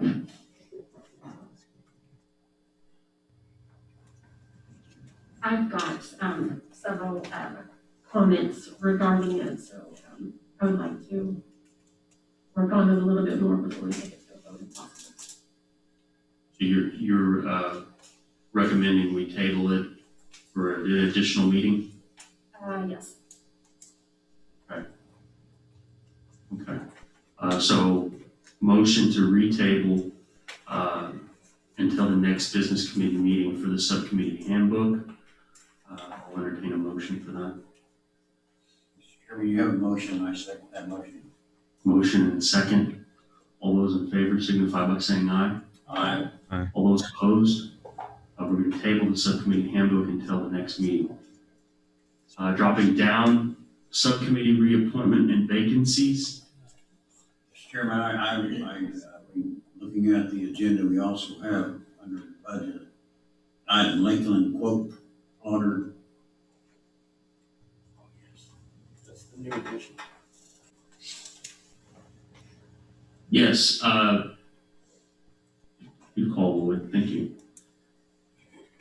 So the Lakeland quote plotter is essentially a giant printer. And if we have, is Mikey still here? I can answer your question, probably, yes. If you could, maybe just speak a little bit about this. I know it's a large format printer and it's going to help us accomplish a lot of tribal government issues and tackle some of the, is it an upgrade or a replacement? If you could speak a little more about that, please. Yes, I believe this one is for our realty department. It's a replacement for an existing two, so it's actually replacing two of them. And it is for printing the large maps and floor plans. So it's something that's needed. Yes. And on your understanding, is this something we don't have? Are we replacing it? Like this is something, I know we haven't. We did have, the current two do no longer work reliably. They have aged. So this is replace the two so that they can get back to printing their maps and floor plans. Okay. Well, Do you know if the procurement policy was followed or if any other companies offer similar products? Or was this do you know that was obtained? I was not involved with the procurement policy, but Yes, it was, It was, and that, okay. yes, and it's with Lakeland, which is where we already have all of our contracts already previously, so, yeah. It was followed. all right. Well, sorry to put you on the spot like that, but I appreciate you stepping up. that's okay. Okay. Okay, Chairman, I will make the motion to purchase the Lakeland quote water for $8,976.18. We have a motion to purchase Lakeland plotter for the ability to print large-scale maps out of the realty department. Do I have a second? I will second. We have a second. All those in favor signify by saying aye. Aye. All those opposed? All right. Plotter is approved. Let's print some maps. Okay. Dropping down to subcommittee reappointment and vacancies. I'm going to go ahead and save social services for the last. We have 4 other committees that we're going to talk about today. The first one I'd like to discuss is the Quapaw Casino Authority, and we have 1 vacancy. And what I would like to do there, after careful consideration, we have recommended Solomon Jones. Solomon Jones was in the audience last business committee meeting. Oh, he's here. All right, sweet. Yeah. Looking a little, you're incognito this round.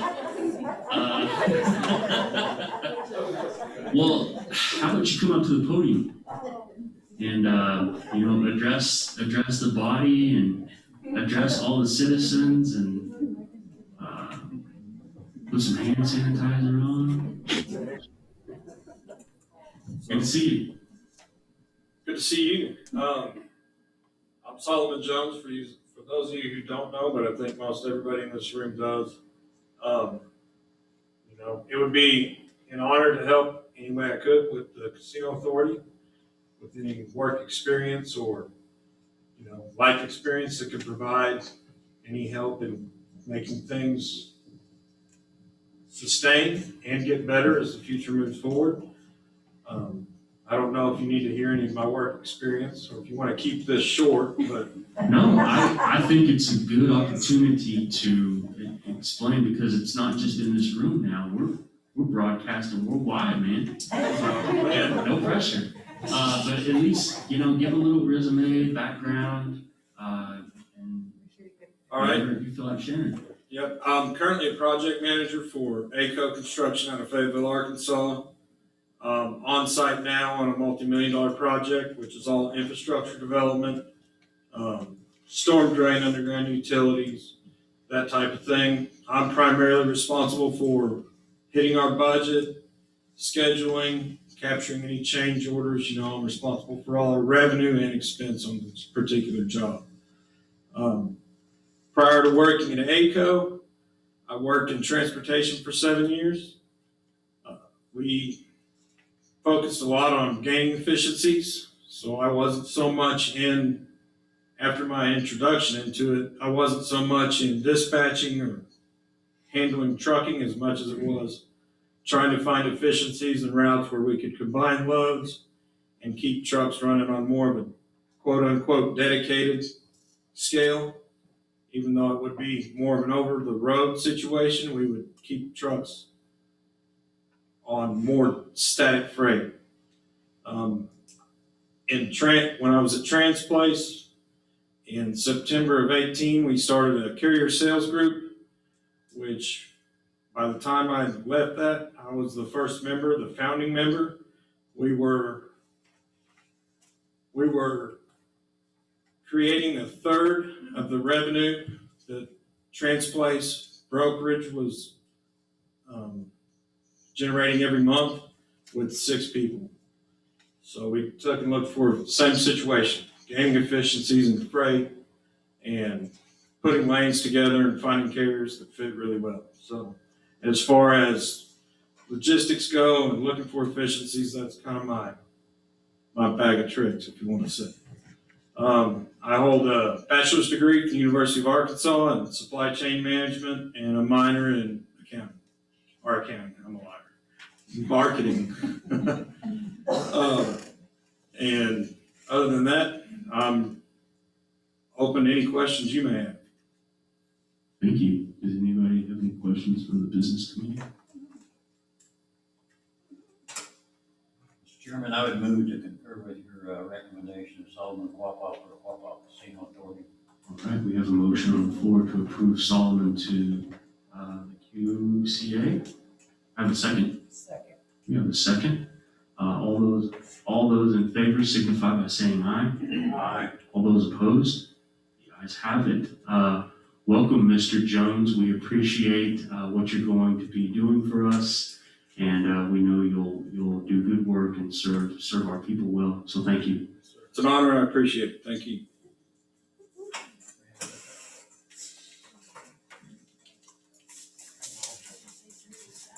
So from now,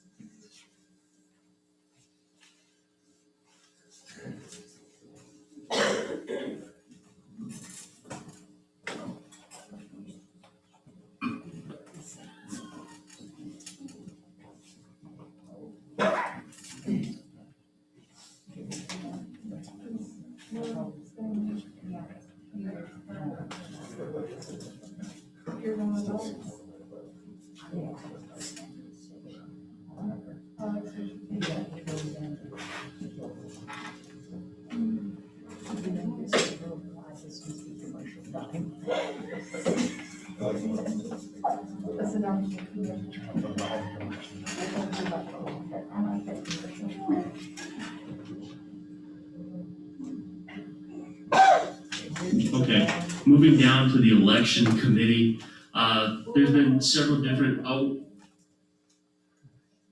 Barbara. Can you please read a list of who is currently then on this QCA? That's some a people- big enigma at this moment, and it has to do with statutory language within our tribal code. Some people should have gone off, and then others did go off because of passing, but As soon as we get it figured out, is what we were discussing just a second ago, all the new names of who will be on the Quapaw Casino Authority will be put out there, but we just want to make sure that we do it legally and correct with the language that's already there. We do have a game plan, but it is going to take a minute for us to make it official. okay, yeah, because I'm reading the charter. I've been reading the charters lately a lot, but reading the charter, yeah, some of the issues are still vacant. Some of the positions. Yeah. Okay, thank you. Thank you, Barbara. Next, the election committee. On the agenda, we have a recommendation of two individuals, Billy Bertram, as well as Stacia Forbes. And both of these individuals, I think would do a stand-up job for us. It's been brought to my attention that there is a third person who would also like to be included in this recommendation. My auntie, Minnie Frances Hawk, is in the audience today. And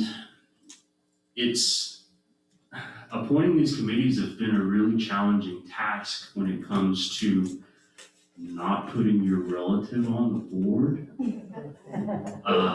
Essentially, we're all related here, in effect. And there are some reservations, or at least some concerns that were voiced by individuals of the business committee of all three of these names. And so what I'm tasked with, and what we are tasked with, is making sure we put somebody in this position who, won't draw controversy. Even though it's Quapaw people, we kind of like the taste of that for whatever reason. So I would like to make a recommendation from the floor, I guess. We have an individual in the audience, and I've worked with this individual at the Downstream Casino before, and he's a good person. He's got a level head. He's very reasonable, and he's got a kind heart, and he wants to serve our people. And that individual, his name is Frank Frazier. And that would be my recommendation for the day, to serve on the election committee. And Frank, if you'd be willing to take the task, we'd love to have you to come to the podium, introduce yourself, and tell us a little bit about yourself.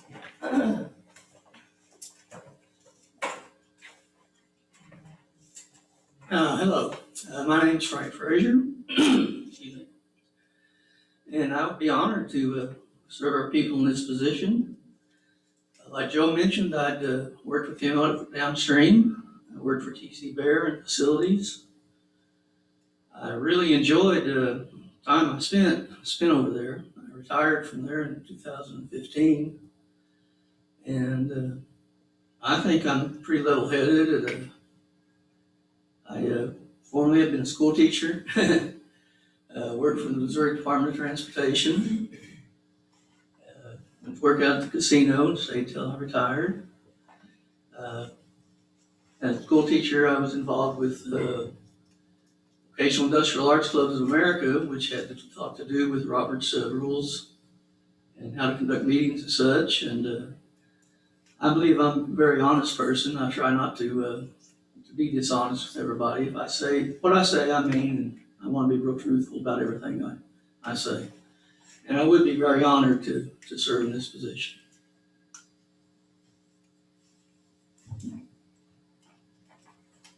Thank you, Frank. Does anybody have a question for Frank? Questions, comments?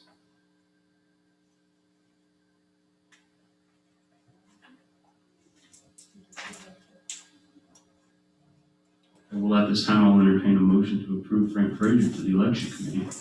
I will make that motion to approve them to the election. Second. All right, have a motion and a second. All those in favor signify by saying aye. Aye. All those opposed? All right, Frank Frazier, you're the lucky winner to the election committee. Thank you for stepping up. For your term. Okay, next on the agenda, we have the cultural committee, and there's a recommendation, and I am proud to announce this individual. You know, he has an extensive background in serving not just our Quapaw people, but also as a honored and distinguished vet. And if we could have Bill Griffin. Uncle Bill, could you come up and address us, please? Thank you for making the trip here and being with us this morning. Appreciate that.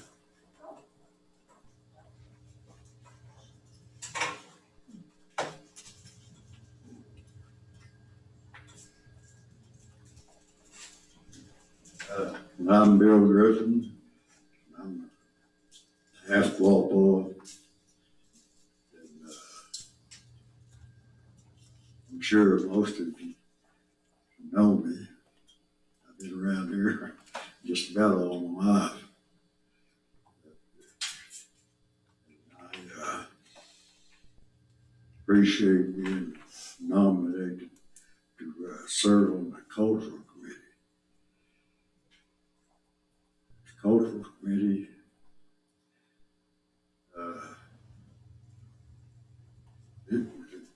it's our identity, our traditions, our customs.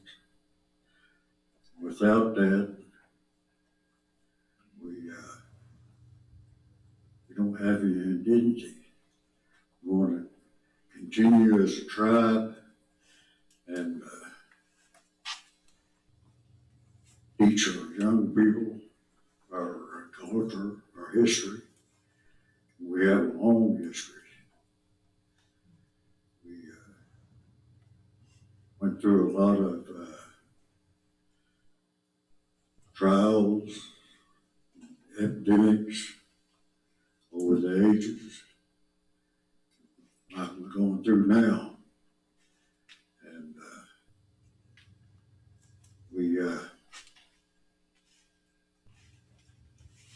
without identity, we won't survive as a tribe, as a people. So if I'm elected, I will try to keep up our traditions and teach our traditions so it carry on. That's all I have to say. Appreciate you addressing us. Does anybody have any questions from the business committee? I think we're all aware and acknowledge who you are and what you bring to the table and to the cultural committee, and I think you're going to do a really great job at preserving our culture as well as perpetuating it for future generations and holding on to, you know, what our traditions and our customs, what we have. So I'm proud to make that recommendation, and I'll entertain a motion for this approval.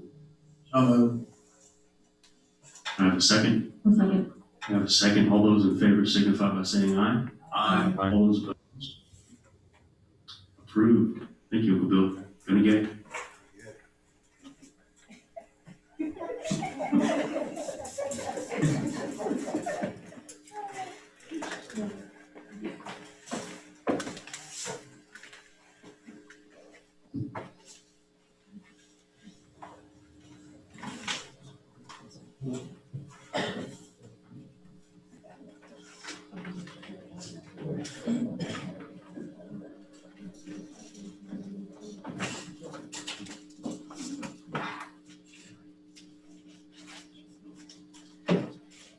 Okay.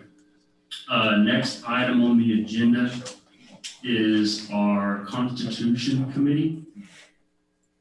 And you know, this is something that's been talked about and much needed. You know, considering where we are as a tribal government, as a tribal people, and the direction that we're going into the future. You know, this is something that we've thought about. You know, the business committee has thought about this, and I'm going to mention some names. I'm going to include those, and at this time, I think there are some in the audience. If they could say a few words, but these names that I'm recommending and that we're recommending for this constitutional committee are Jean Ann Lambert, Johnny Rogers, Betty Gedke, Roman Cahiga, and Mindy Mayfield Davis. So if any of those individuals in the audience care to come to the podium, or they're on the Zoom,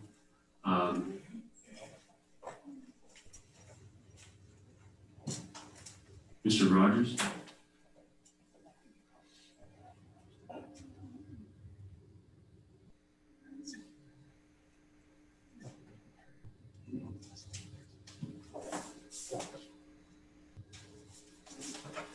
Good morning, everybody. As many of you know, I'm Johnny Rogers. I have worked closely with the business committee over the last few months, getting things together downstream. I must say that they've done a tremendous job.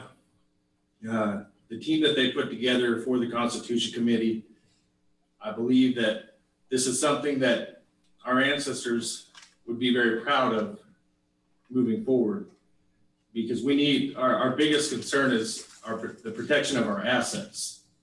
And if you look back, I don't believe that they ever thought that we would have 3 casinos and multiple gas stations, and all the other companies that we currently have. I would be very proud to serve on the Constitution Committee to help protect those assets. And I thank you for the recommendation.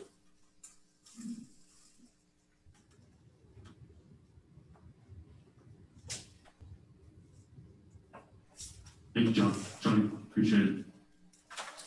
Do we have anybody else on the Zoom or in person that would like to give remarks? Okay. At this point, I want to mention that this is a starting point. There may be amendments, there may be additional people that we bring on to serve in these positions, but as of now, this is what we're going to start with, and we're going to move forward. Barbara. I would recommend that you put Lloyd on there. There's been 3 previous constitutions presented, and he has knowledge of how those are to be set up, and, you know, kind of was the Robert Rule person way back when. I would recommend that you put someone on there that maybe does have past knowledge of the constitutions that have been brought forward. I appreciate that recommendation. And where we I believe I should just serve in a position as an ad hoc member. And moving forward, the business committee are essentially all ad hoc members as well, and they're going to be help guiding and working with the Constitution Committee hand in hand to bring forward a draft and any other finalized versions of our Constitution in the future. So Mr. Buffalo will be involved in that process. Mr. Chairman, I do know it's a long process because many of you know here that I did write the Constitution for the Modoc Tribe of Oklahoma, which was approved by through a secretarial election, and that took about a 3-year time period. I do bring that knowledge to the table. Absolutely. Thank you. And appreciate that. And definitely want to acknowledge your experience with that. And I am fully confident that our committee will be working with all the members of the business committee to bring forward a constitution that's going to help serve our people and provide better checks and balances for the future. So, thank you. I have Mindy on Zoom. You have who? Mindy. Oh, okay. We have Mindy Mayfield Davis on Zoom. If we could go ahead and get some comments or remarks from her, that would be wonderful. Okay, can you all hear me? We can hear you, Mindy. Hello? Can you hear me? Okay, sorry about that. Sorry I couldn't be there. I would like to be there today, but I had a couple of emergencies with some animals, so I wasn't able to make it. I'm very interested in being on the Constitution Committee. I've always been active in 4-H and FFA, so I am very familiar with Robert's rules and those things. I ran a veterinary business for 20 years and have been involved and ran an animal rescue. And of course, I have a doctorate in veterinary medicine, so I think I'm qualified to be on this committee and help with the Constitution. I grew up between Miami and Quapaw and have attended the Quapaw powwow. Haven't been overly active while I had the clinic, but now that I am slowed down some and I guess what you'd call maybe semi-retired, I have a little more time to do that. So I appreciate your consideration and look forward to helping out. Thank you. Thank you for those comments, Mindy, and we appreciate you tuning in. Hopefully next time we can visit in person, but you know, we appreciate you willing to step up and serve on this committee. Thank you. Okay, any other questions, discussion? I'll entertain a motion to approve these individuals. Quapaw Constitution Committee. I'll make a motion. We have a motion, we have a second. We have a second. All those in favor signify by saying aye. Aye. Aye. All those opposed? The ayes have it. We have a constitutional committee.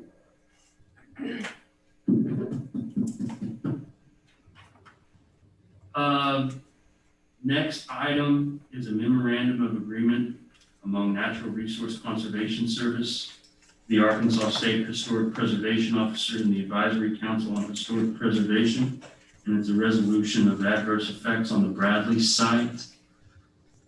Chairman, are we going to move back to the Social Service Committee or? Okay. So, yeah, I think you would. For the Social Services Committee, we've had much discussion and we've had several meetings with the Business Committee and with those involved with the social services. And we feel that there is a recommendation to eliminate the Social Services Committee as it stands right now. And the reason for that is because we have employees already in place that handle those functions of the social services. And so what we're doing is essentially disestablishing the Social Services Committee and allowing more of the tribal government to do that function and perform those functions. And it is my understanding and all the information that we've received that that is a good thing. And we're going to be able to, help people, but also run it more efficiently. And so, does anybody have any comment? Questions?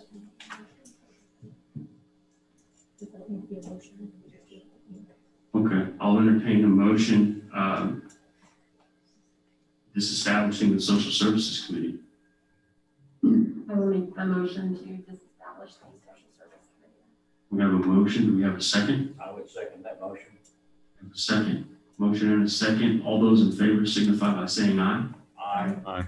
All those opposed? Abstain. All right, one abstention.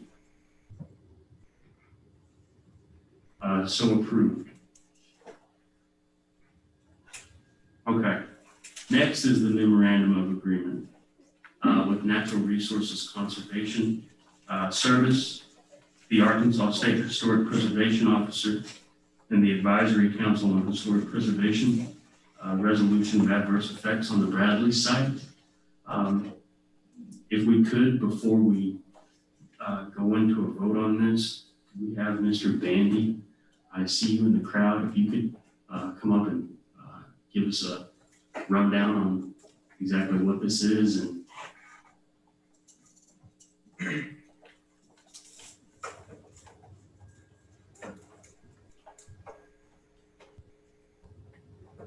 Good morning. My name is Edward Bandy, and I'm with the Quapaw Nation Historic Preservation Program. And our department works to help preserve and protect Quapaw historic sites in accordance with the National Historic Preservation Act. And there's a series of federal regulations that we work with called the 36 CFR 800. And if the government funds or permits and undertaking is what they refer to in the law, but any kind of action of the government, they have to do a review process to make sure they don't damage archaeological sites. Unfortunately, sometimes this still occurs. And the NRCS, as you mentioned, had an issue, what we refer to as an adverse effect. And so there was a farmer who owns a archaeological site on his land in Arkansas, and it's called the Bradley site. And it is believed to have been a Quapaw site, which was visited by DeSoto in the 1500s. And it's never really been professionally studied. Over 100 years ago, there was what you might call an amateur archaeologist who did some study of it, but it was not very good work. And it's not been studied since then. And the farmer who owns that land applied for a loan through NRCS to do what's called deep tilling. This occasionally is needed to work the land over so that they can have better yield of their crops. And NRCS internally, as well as the Quapaw tribe and the Arkansas state, all wrote letters saying, no, you can't do that on this site, it'll damage the site. Unfortunately, their government agency had an internal communication error and they issued funds anyway. So the site was damaged. And like I said earlier, that's referred to as an adverse effect. So under the law, this is obviously a bad situation, but it does occur. And so we have a process that we can do called a mitigation. And what that word in more layman's terms is referring to is we can sort of lessen or make the damage a little better. And so we try and work with the government agency to do something to mitigate the damage.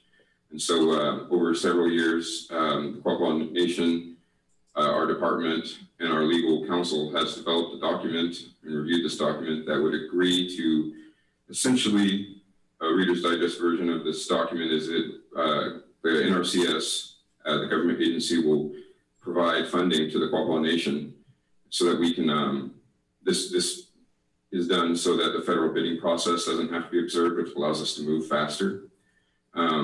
But they would give money to the Quapaw Nation so that we could hire a professional, well-known archaeologist that lives in that area, and then he can go out and study the damage that occurred so we can learn from it. For example, there's fragmentary pieces of pottery, and it's never been studied, so we can go out there and at least learn. They can see that pottery and prove like, oh, yes, this is Quapaw pottery, and this is what time frame it's from, and so forth, so that we can at least learn something from the damage that occurred. It's a very unfortunate situation, but this is how we sort of mitigate, as I said, or make it a little bit better. And so anyway, though, that's kind of I think I may have covered everything I felt like I wanted to say. Is there any questions that I could answer? Just more so on the comment side. Say in the last 50 days, there's been several different issues that you and I have discussed along with other members of the business committee. And just want to say thank you for the work that you and your department does, especially over in Arkansas. The entire state is a historical site. And that's where the bones of our ancestors lie. And so there's a lot of respect that goes into that, but I just want to acknowledge you and say thank you. So I appreciate your work. Thank you. I'll go ahead and entertain a motion for approval for the MOU or MOA. I'll make a motion. We have a motion. Do we have a second? Second. A Second, all those in favor signify by saying aye. Aye. All those opposed? All right, approved. This is an aside, but Everett had a instance last week where we had an individual, a sole proprietor there in Arkansas, and he was making Facebook posts about basically having a spook fest. I don't know if those of you saw that on Facebook or not, but Everett stepped in and, told them that, hey, we're a sovereign nation and our ancestors are buried there, and those are our historical sites. And the individual backed off after that, backed down. Do you care to speak on that? Was there any other movement to that? I know. I apologize. I was speaking with someone in the audience and I only heard the tail end of that. My apologies. What was the? No, that's fine. I was telling the audience about this individual proprietor over there in Arkansas about there was a spook fest, and I know I'm giving him more credit and doing more advertising for him than I should right now. But I thought it was egregious, some of the things that I saw, and I appreciate you coming, stepping in and basically putting them on notice that, hey, those are our sites over there. Those are our ancestors buried. So I don't know what came of that, but if you could, relay some of that or talk on that, that'd be great. Yes, thank you. The individual owns a company that does like rafting and camping, and they are having a Halloween event. And for whatever reason, they felt like it would be prudent to, trying to think of the politically correct word here. If they felt like it'd be prudent to advertise their event and say that they were going to be doing a dig at the Quapaw site, and that it was sort of haunted. And they didn't say sort of, they did say it was haunted. And they discussed digging up sets of human and child remains. And this is something we take very seriously in our office. I don't know if all of our top members are aware of it, but there are individuals, private individuals who are very interested in digging up Quapaw and other tribal sites, and they literally desecrate these sites, and it happens every day. And there's an enormous market for our ancestors' remains and artifacts.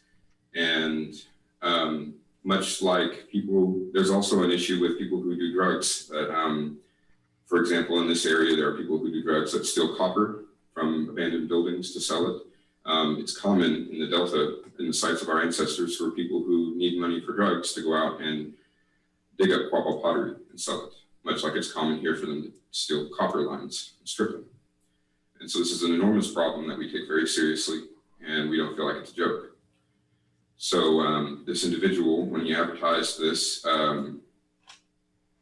haunted thing trail that he wanted to have, he posted some information that was very clearly fake. The artifacts that were in his photos were very clearly fake, but the information he was describing was about a site is a real site. The information in his post was from a real site that was actually excavated in the 80s, which highly concerned us. And so I worked with Chairman Byrd to draft a letter and have him sign it, and we sent it to the governor and the Attorney General of Arkansas, as well as the Arkansas State Historic Preservation Program, which is the Arkansas State version of our tribal office. And we also sent it to the owner of the business. And he responded very flippantly. And so we were talking to the local sheriff in their county, I believe it's pronounced Faulkner County. And they were also contacted by some of the state offices that we had spoke with, as well as another tribe who had gotten wind of this. And the state, the local sheriff issued a cease and desist order. And the business owner still didn't seem to like it. He made another Facebook post, but I guess the sheriff spoke with him some more, and he's deleted the post that he made. And from what I understand, it's not going to occur. I was going to follow up with you next week, because I don't know if we need to take further action. This is we deal with situations that are similar, but this is a very unique situation in that I've never experienced someone posting this publicly as part of a Halloween event. So anyway, that's where the situation stands right now. And after the Saracen grand opening, I was going to try and meet with you and discuss and see if we need to do anything further. But there has been a cease and desist order issued, and he has removed all the posts, and that's where it currently stands. Virginia? With this post, he is still going to have some kind of event. How do we ensure that this cease and desist is followed, or is there a way to ensure that it's followed? There are multiple ways that we could go and see, but those probably should not be discussed publicly. But I'm sorry, I didn't. Hashtag war party. There's that, and I was going to meet with you after, try and get with you, because I don't really know if we want to try and take further action, or if we want to maybe have someone check up on it, or have the local sheriff, I believe, is planning to go to his event. And I was going to try and meet with you and see what we felt like we should do, or if we should trust the local sheriff. I don't know. I apologize for putting you on the spot, but I at least wanted to bring this to everyone's attention and to let everyone know that we consider this of utmost importance in protecting our burial sites and protecting our historical sites over there in Arkansas. And we have friends and we have relations, and we've built these bridges for folks that are in power, and we're going to do everything we can to make sure that those sites and those historical sites are protected. So we'll get together after this.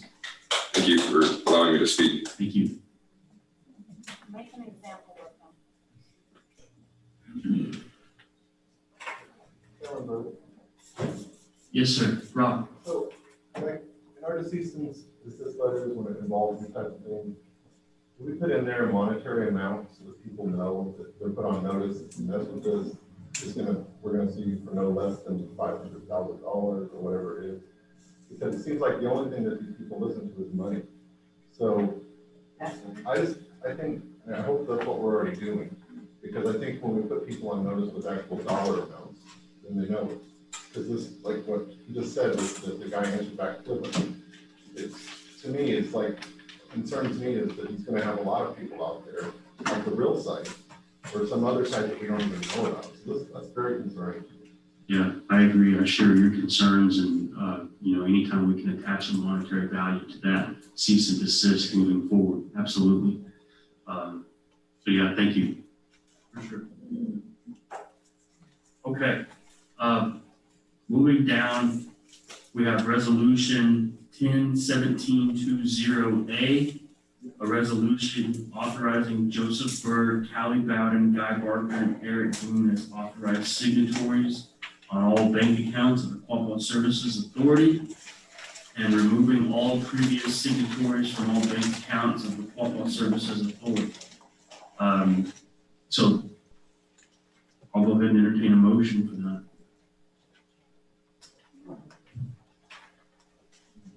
Move to adopt. Move to adopt. Do I have a second? You have a second? Discussion? All those in favor signify by saying aye. Aye. All those opposed? Okay, so approved. Resolution 101720B, a resolution authorizing Joseph Byrd, Callie Bowden, Guy Barker, and Eric Boone as authorized signatories on all bank accounts of the Quapaw Food Services Authority, and removing all previous signatories from all bank accounts of the Quapaw Food Services Authority. Do I have a motion? Motion to adopt. Do I have a second? We have a second. Discussion. All those in favor signify by saying aye. Aye. All those opposed? The resolution is approved. Resolution 101720C, a resolution authorizing Joseph Byrd, Callie Bowden, Guy Barker, and Eric Boone as authorized signatories on all bank accounts of the Highway 166 Community Improvement District and removing all previous signatories from the accounts of the same. I'll entertain a motion to approve. We have a motion. We have a second. Second. We have a second from the floor. All those in favor signify by saying aye. Aye. Aye. All those opposed?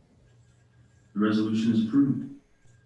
Resolution 101720D, a resolution authorizing individuals as authorized signatories for Downstream Casino Resort, Quapaw Casino, and Saracen Casino cage accounts. I'll entertain a motion. So moved. We have a motion. Second. We have a second from the floor. All those in favor signify by saying aye. Aye. Gabby Global in your restroom. Okay. We have a motion and we have a second from the floor. All those in favor signify by saying aye. Aye. All those opposed? All right, the resolution is approved. Dropping down, resolution 101720E, a resolution authorizing the removal of Jack Brill II as the public defender for the Quapaw Nation Tribal Court. Move to adopt. We have a motion to adopt. Do we have a second? Second. We have a second. Discussion. All those in favor signify by saying aye. Aye. All those opposed? The motion is adopted. Or the resolution is adopted, excuse me. Resolution 101720F, a resolution on behalf of the Quapaw Nation Tribal Court restricting the use of cameras, recording devices, cell phones, laptops, and iPad tablets from the media and any other party not affiliated with the Quapaw Nation Tribal Court within the Quapaw Nation courtroom. Can we have the story behind this, please? Sorry? Storm? I said, can we have the story behind that? Oh, I don't have the story. This is just something that was put forth from the court. And I'm sure there's a story that goes with it. I will make the motion to amend the title of the resolution, striking the apostrophe after cameras that shows plurality or possession, excuse me. And the last word, courtroom, needs to be combined as one word. And once we do that and amend the title, I will make a motion, or I'll entertain a motion to adopt. I will make a motion to adopt with the amendment. A motion to adopt with amendment. Second. We have a second. Any discussion? All those in favor signify by saying aye. Aye. All those opposed? All right, the resolution is adopted. Resolution 10720G, a resolution authorizing the use of trust restricted land located under the jurisdiction of the Quapaw Nation for farming and grazing, and to authorize the execution of the lease on behalf of the Quapaw Nation. Do I have a motion? Motion from the floor, Kathy. I have a second. Second. We have a second. All those in favor signify by saying aye. Aye. Aye. Those opposed? All right, the resolution is adopted. H, resolution 101720H, a resolution authorizing the use of trust restricted land under the jurisdiction of the Quapaw Nation for gaming and grazing, and to authorize the execution of the lease on behalf of the Quapaw Nation. I'll entertain a motion to adopt. I'll make the motion. We have a motion from the floor from Kathy. Second. Second. We have a second. All those in favor signify by saying aye. Aye. All those opposed? The resolution is adopted. A resolution 101720J, a resolution authorizing the use of trust restricted land located under the jurisdiction of the Quapaw Nation. Oh, yeah? or in the amendment. Like we're replicating it. Okay. Resolution 101. Is there a way we can put all of these up at the same time and They're for approve? different people. They're all for different people. But each individual one has to be. Okay, only 5 more. We can do this. Resolution 101720I, resolution authorizing the use of trust restricted land located under the jurisdiction of the Quapaw Nation for farming and grazing, and to authorize the execution of the lease on behalf of the Quapaw Nation. Move to adopt. Move to adopt. Second. All those in favor signify by saying aye. Aye. Those opposed, the resolution is adopted. Zach, you take the next one. All right, resolution 101720J. Resolution authorizing the use of trust restricted land located under the jurisdiction of the Quapaw Nation for farming and grazing, and to authorize the execution of the lease on behalf of the Quapaw Nation. I'll entertain a motion to adopt. Make that motion to adopt. Motion seconded. All those in favor signify by saying aye. Aye. All those opposed, resolution is adopted. Michelle, can you take that next one, please? Resolution 101270K, a resolution authorizing the use of trust restricted land located under the jurisdiction of the Quapaw Nation for farming and grazing, and to authorize the execution of the lease on behalf of the Quapaw Nation. Thank you. I'll entertain a motion. So moved. All right, a motion from the floor to adopt. Do I have a second? Second. Seconded. All those in favor signify by saying aye. Aye. All those opposed? The resolution is adopted. Kelly, can you do the next one, please? Resolution 101720L, a resolution to void resolution number 032119-B and 070617-A, requesting the Secretary of the Interior to take a parcel of land consisting of approximately 99.52 acres, more or less, into trust for the benefit of the Quapaw Nation for clarity purposes. Move to adopt. Have a motion to adopt. Do I have a second? We have a second. All those in favor signify by saying aye. Aye. All those opposed? Resolution is adopted. Resolution 101720M, a resolution requesting the Secretary of Interior to take a parcel of land consisting of approximately 99.52 acres, more or less, into trust for the benefit of the Quapaw Nation. I'll entertain a motion. We have a motion from the floor from Kathy. Second? I'll second. We have a second. All those in favor signify by saying aye. Aye. All those opposed? The resolution is adopted. Okay. Moving down to donations and sponsorships, I see we have one individual, Miss Heather Dismere. Where is that 99.52 acres? We have somebody from Realty that can answer this question. I've got the latitude and longitude. If you can find him, you're doing a better job than I've ever been able to. I can't find it. I can find Quapaw, maybe one of them. I can follow up with you. I need people to show me where my land is. Once we get that map printer, all your questions will be answered. They're all so different, to read those. I'll follow back up with you though. Thank you. And answer that. Thank you very much. Yeah. Okay. Heather? Hello, my name is Heather Dismuke. My father is Wayne Harper, and my grandmother is Mary Alice Harper. I'm here today to ask for a donation of $800. This is the first time submitting a request. I have 2 trees on my property that need to be pruned and cleaned up. One of the trees hangs over my house, and the second tree is in the back where my kids play. And every time we have like a storm come through, I have dead limbs drop. And I followed the Quapaw Nation's procurement policy, and I asked for 3 quotes. 4 State Tree Pros quoted me $1,500. A1 Tree and More quoted me $1,500. And then Cook Tree Service quoted me $800. And I would like to recommend Cook's Tree Service and ask for any help and it would be greatly appreciated.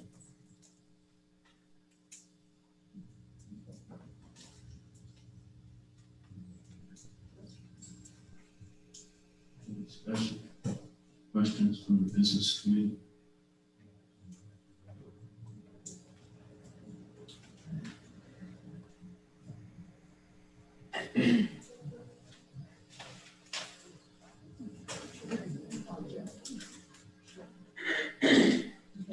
Generally, 500 is the going for donations to all tribal members. And being that she has tribal children and that's her home, it's a way to protect them as well. So something should be done, whether you have our own maintenance guys go out there and remove the trees or take care of them for her. I think that's something that should be done. Thank you, Ms. Logan. This is it's Rob. So what do we have as far as a line item in the budget for these types of situations, in the 2021 budget? How will those be handled? So there are specific, there is room in the budget for these things, contributions, that type of thing. I don't have that figure in front of me. Do any of you? Our donation line item, I do believe, is 35,000. For all tribal members total? It's for whatever donations are submitted. So sometimes it goes to tribal members, sometimes it goes to non-tribal members as well. I think it's great that we help the tribal members. I just think like forever we've been saying we need a structure. And I also don't necessarily think each tribal member needs to come up in front of everybody and tell all. It just seems to be kind of humiliating. I mean, if you can't pay your bill or whatever, I'm not saying for it, but like her specific thing, I think you should do the $800. That's my personal opinion of the law. If I'm watching this online or here, I'm thinking, well, you know, heck, I've got stuff I've got to do too. So 35,000 is the total amount in the budget you just approved. But I'm just wondering where the fourth planning is. Because there's going to be a lot more people that are going to want more than that. Absolutely. And I think that they're right to say it. That's what you guys are elected for, to help them. Yep. Look at that. So I have a couple thoughts on that. One is typically the standard has always been 500 for each individual person, as Abigail mentioned. I have no problem, approving that, and I am sure that the rest of the business committee also feels the same way. If we could help Heather out in terms of having our own maintenance crew or our grounds crew take a look at that, I think that would be good. But also moving forward, I do agree. I don't know where this, public display came into play. If you have business or you have requests or you have anything that you'd like to voice with us, it doesn't have to be every third Saturday. We make ourselves readily available. We can call a meeting. We can do a conference call. There's more than one way to do this. And I do agree with your comments, Ron. So I don't know, any other business committee have anything to say on that? Yes, sir, I do. I do think that the emergency fund should be used, even though this isn't an emergency. I mean, it is not an immediate emergency. The sky is not falling down. But I do believe that we have an obligation to our people to make sure and that they are safely and financially, when they need help, they need help. We don't know if she's already used your fund or not. That's none of anybody's business. There should be a closed session where she may, or any other Quapaw that have concerning and don't want to stand up and be humiliated or embarrassed in front of each other, and there's no reason to be. And I believe that we should help them. And then that's my opinion. Thank you, Kathy. Barbara? There's a couple of guys that work for the tribe out at Quapaw Casino that do trees on the side.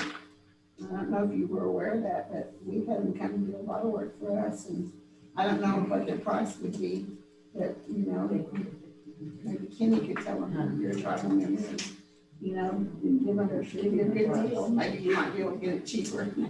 I had maintenance come by, and because of how tall my trees are, I need a bucket. They have to use a bucket. These guys have that.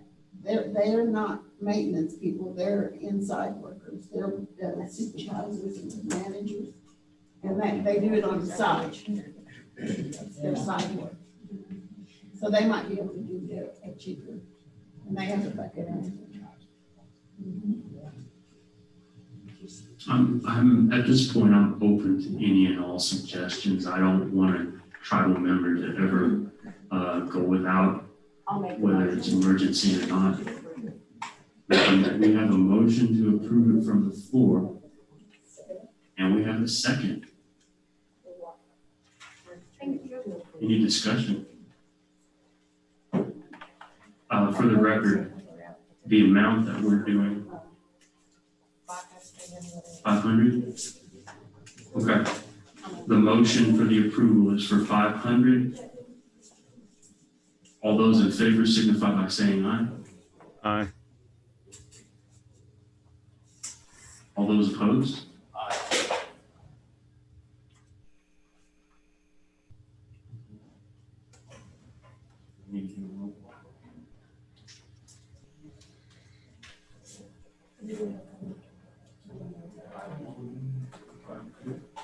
Okay, the motion passes 5-2. It's approved.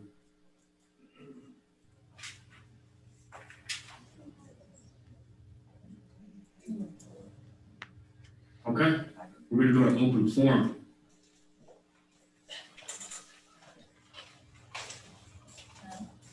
Are you doing open forum, Anna? Okay, before we get started, there's a couple of things that I'd like to say.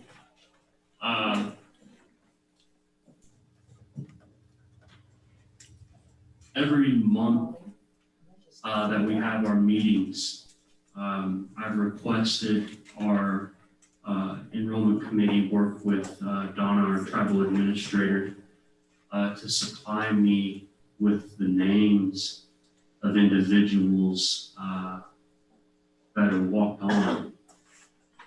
And during these times, you know, there's a lot of grief and there's a lot of mourning with certain families right now.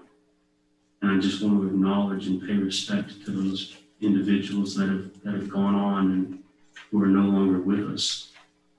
And those individuals, and I'll be happy to entertain any other names from the business committee as well as people that we have in the audience. But the names I want to mention today are Billy Louise Rice, Christopher Paul Deaton, and this third person is a non-tribal member, but he's every bit a part of this community, or he was every bit a part of this community, and that name is Charles Button. Does anybody have any other names to include? Michael Jennings. Michael Jennings. Vernon Atkins. T.C. Bear. T.C. Bear. Any other individuals? If I could, remove your hats and let's give them a moment of silence for these individuals.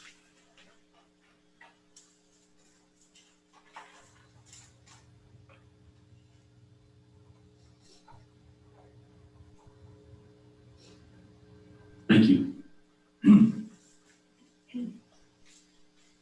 Anna, you have the floor. Thank you. I'm Anna McKibben, Pipestone. I had received a donation several months ago. I don't even remember the month, but I came up, I would have done this privately, but since I openly got the donation, I'm coming back to tell you that because of the pandemic, I didn't use it. And I need to repay the donation of $500 that you gave to my daughter. It was just $500, and the cost of her tuition to go to this camp was almost $2,800 that I paid in advance. It was to go for STEM research at Berkeley in California. She was selected based on her merit. I'm really proud of my daughter. She's very intelligent. The selection was made based on her GPA. It was a trip. I think she was the only one in her class, maybe another individual, but it was based on merit and not popularity by the last principal at her old school. So she got it, and I'm really proud of her for that. But anyway, I put the trip on a credit card because there were $50 installments each month if you didn't pay it in advance. So I put it on a credit card, and it gathered interest each month. And then it took them months after I canceled the trip, because we did have a choice to wait a year and go in 2021 or go ahead and get a refund. And we talked it over, and Emma decided that she would cancel since she's at a new school, and we just decided to cancel. So it took them months to get it repaid. So I want to repay the $500 that I got from you guys, but I wanted to know if I could do it from each paycheck, if I could set that up with payroll and take like $100 out of the next 5 paychecks.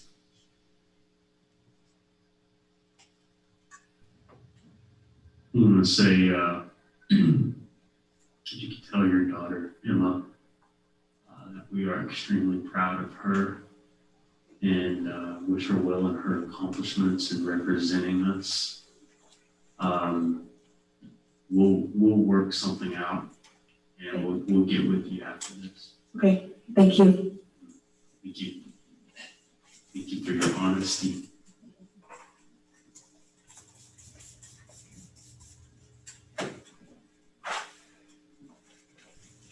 Any other in open forum?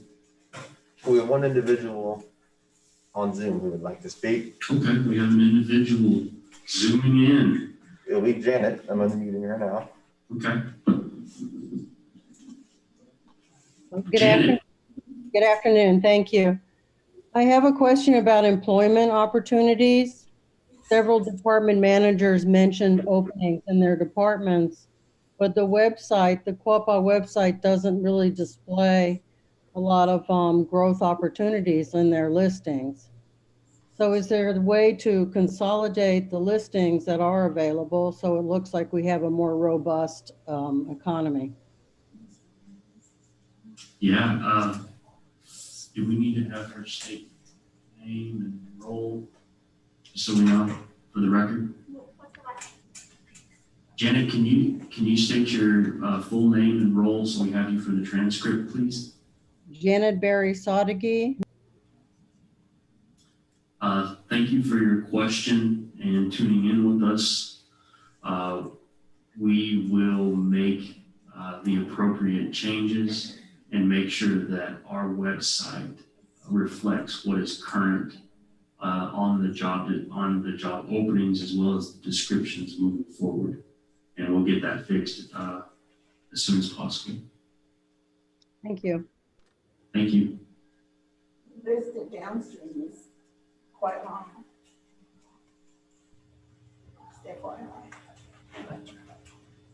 Yeah, Barbara mentioned that there is an extensive list on the downstream website.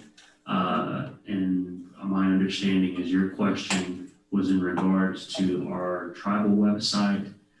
So we're going to figure out a way to combine that information, or at least get the most up-to-date and current information out there for all of our citizens. So thank you. I just thought it should be more streamlined, more easy to access the information instead of trying to piecemeal through the entire enterprise.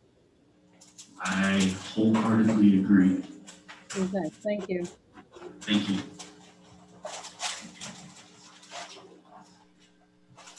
Hi, I'm Jamie McNally. I come up here, I wasn't going to talk about the HR part, but I'll comment on that. Michael Richardson in IT did just give HR access to start working on our side of it, but we do not list Downstream and Quapaw Casino because they are so extensive.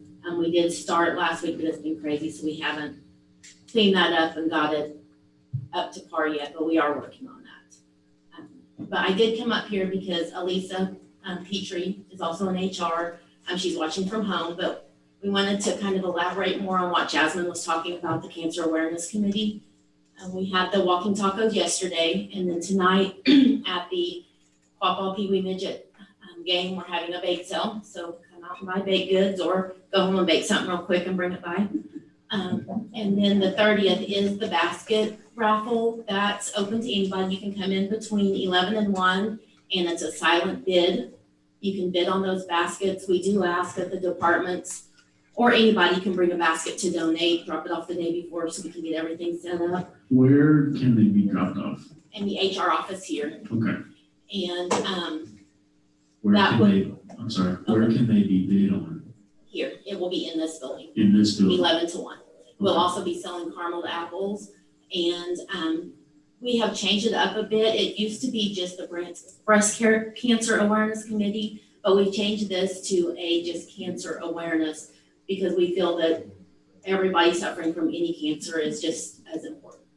So, and those donations go to tribal members.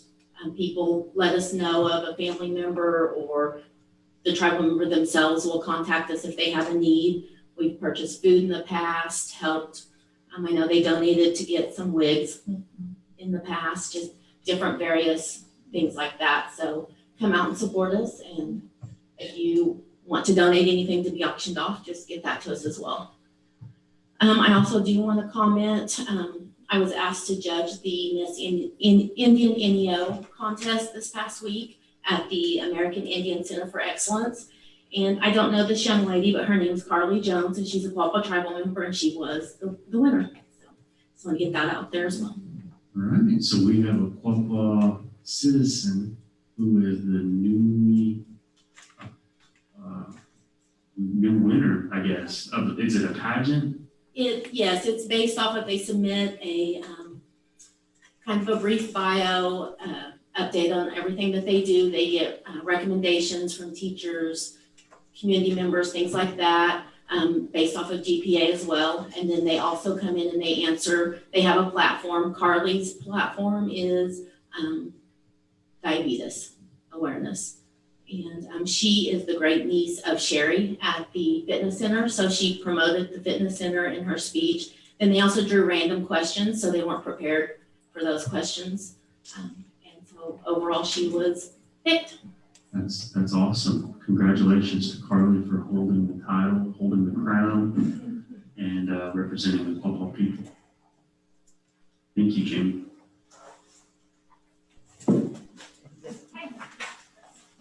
Any other questions?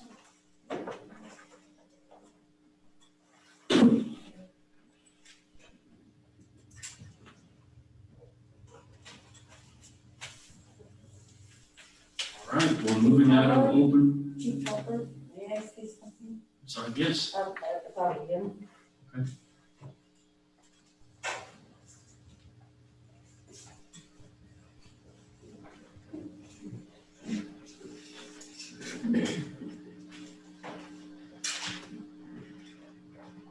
I have a Can concerning issue. we go ahead and state your name? And Kathy,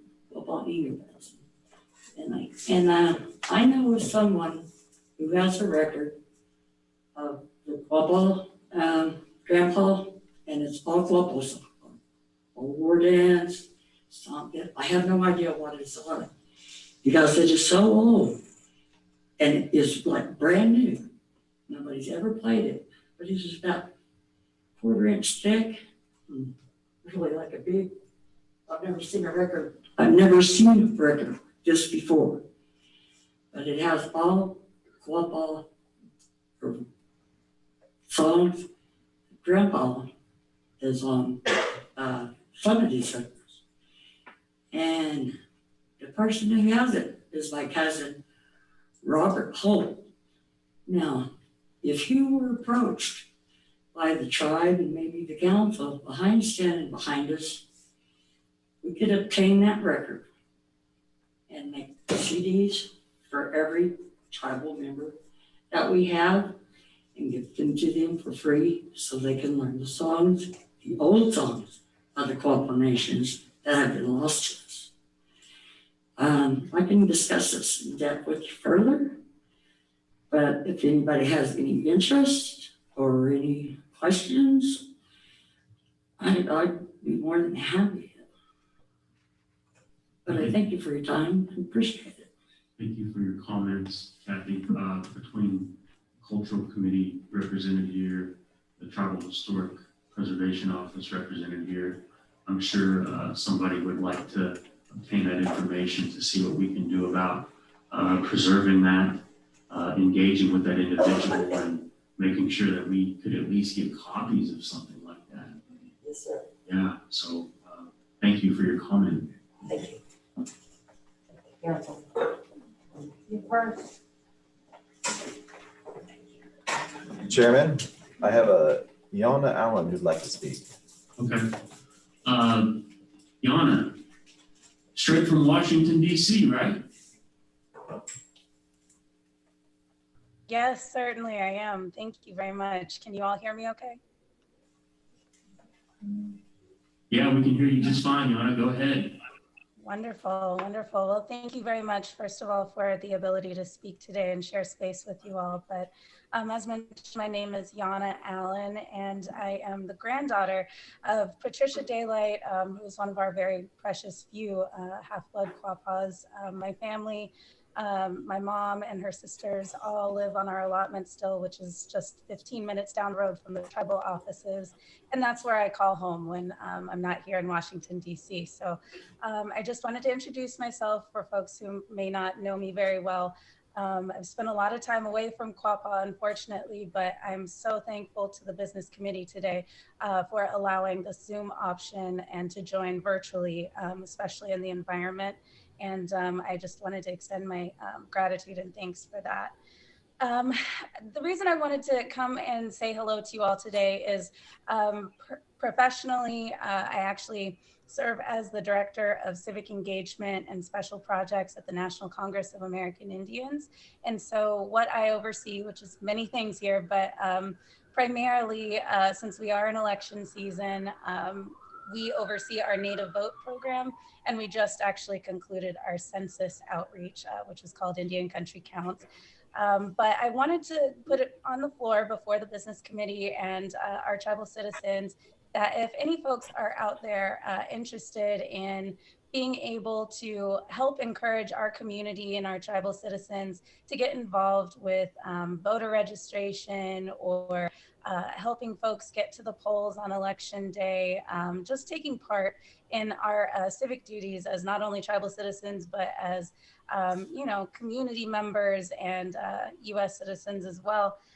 Definitely reach out to me or my office. We have grants available to assist in any kind of outreach activities or advertising that you're looking to do.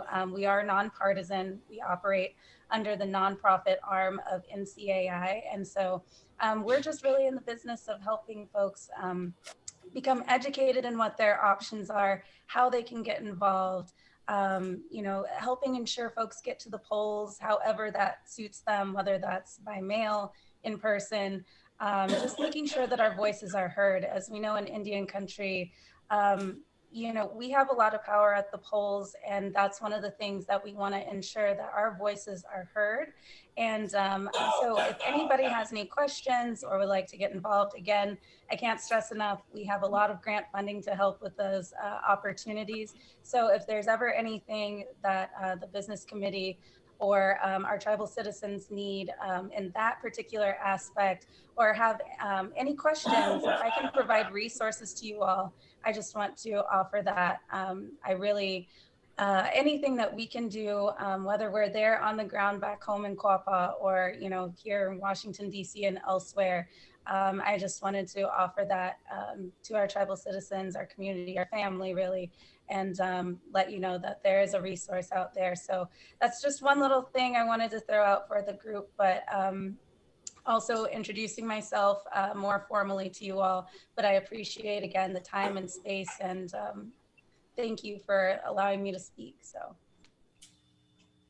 Thank you, Yana, for those words and engaging with us. You know, the opportunity to engage with folks via Zoom. We're entering this new day of being able to connect and engage with everyone in the same space, so to speak. So the fact that you're coming to us live from Washington, D.C.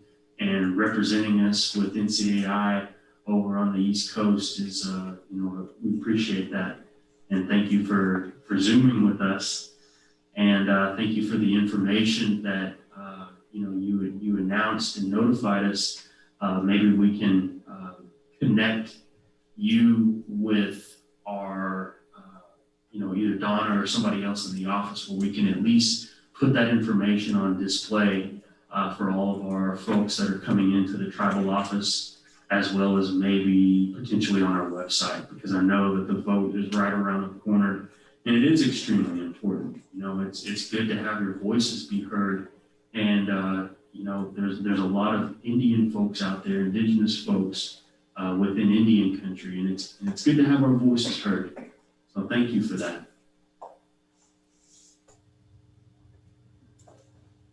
Thank you. I appreciate the time. Happy to represent our Quapaw people and at NCAI. So thank you. Thank you. Edward?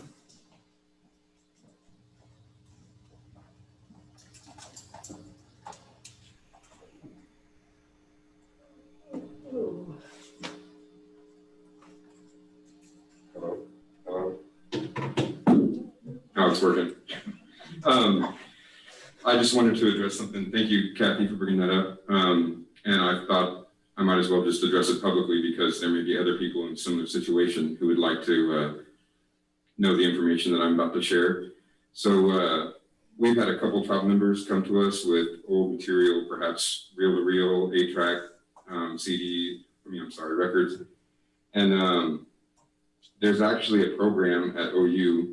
There's a museum called the Sam Noble Museum that's part of OU, and they have a Native American Languages department, and they have I believe a large multi-year grant where they,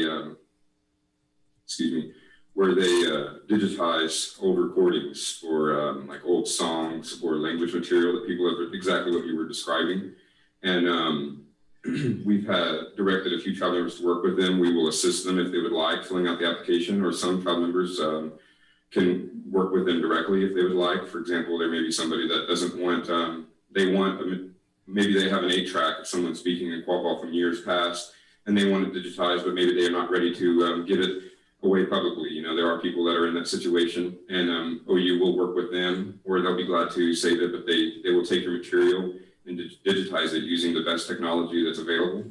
And then they will keep it in their archive, and you can provide whatever restrictions you would like. You can make it where it's only available to your family, or where it's only available to members of the tribe, or where it's publicly available, whatever you so choose. And the man who heads up that department is named Nicholas Wojcik. I hope I'm pronouncing his name correctly, but his email address is really simple. It's in as in Nancy, wo@ou.edu.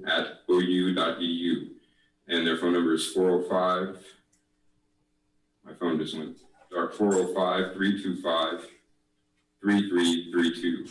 And I'd be glad to work with any tribe member that would like that information or would like me to assist them with that process. But I just wanted to say it publicly, since we have a lot of people listening in. There may be people that have recordings we don't know about. And if you leave them in your garage, they will deteriorate. Humidity and moisture and temperature will get to them. And so I just wanted to state all that, not only to you, but to everybody in case there was somebody else in your situation. So thank you. Everett, thank you. Could you repeat that information again, the contact? Yes. His name is Nicholas Wojcik, and it's in, as in Nancy, wo@ou.edu. And again, his phone number is 405-325-3332. And the Quapaw tribe can help you putting in touch with those people, or if you want to contact them directly, that's also an option. Can you provide your information as well? Yes, my email address is ebandy@QuapawNation. So that's E as in Echo, B as in Bravo, A as in Alpha, N as in Nancy, D as in Delta, Y as in Yankee. ebandy@QuapawNation.com. Thank you.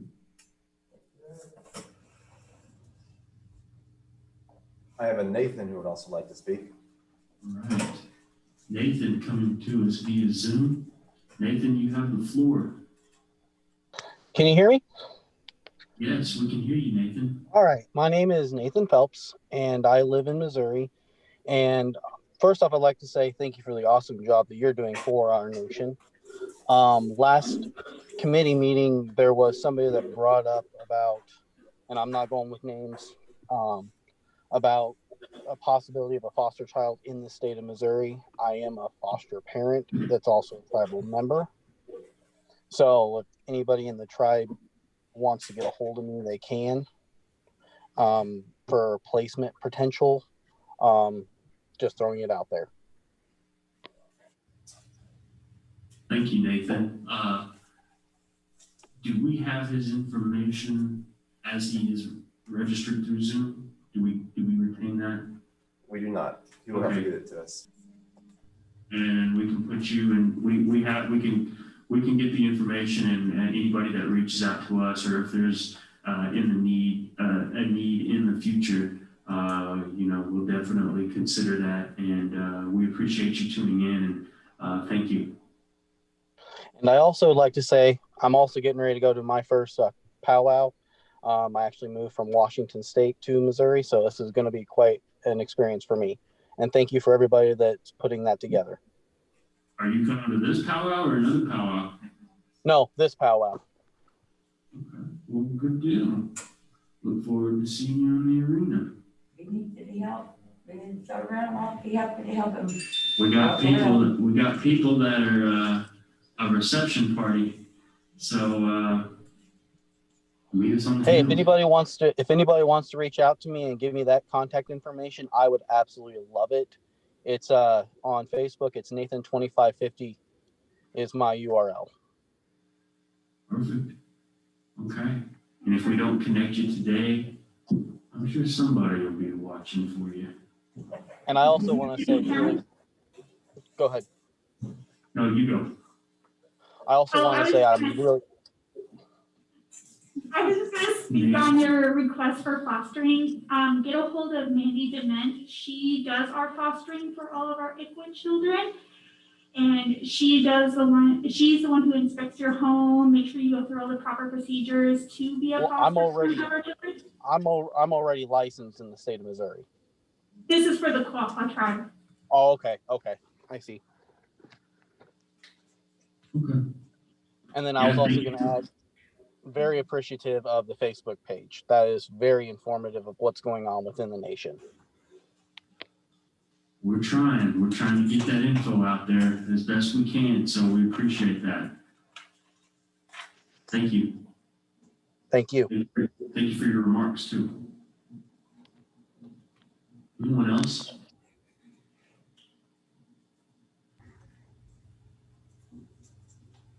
Anyone else?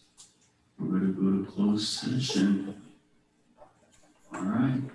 We're going to go to closed session. Thank you. All right, we're going to go ahead and reconvene. We're coming out of closed session. And if I could kick it over to our Secretary of Treasurer, Mr. Barker.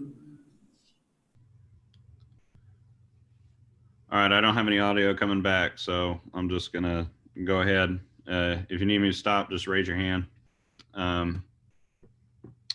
The Business Committee met with our Tribal Nation CFO to discuss payment issues related to some of our upcoming events, as well as the financial status on certain grants that are due, as well as matters related to the tribal member healthcare plan.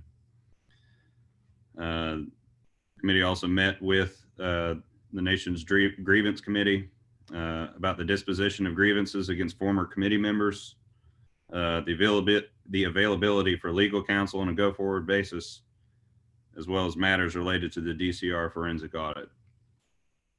And that was a conclusion. No, going once, going twice. Wait a minute. Hey.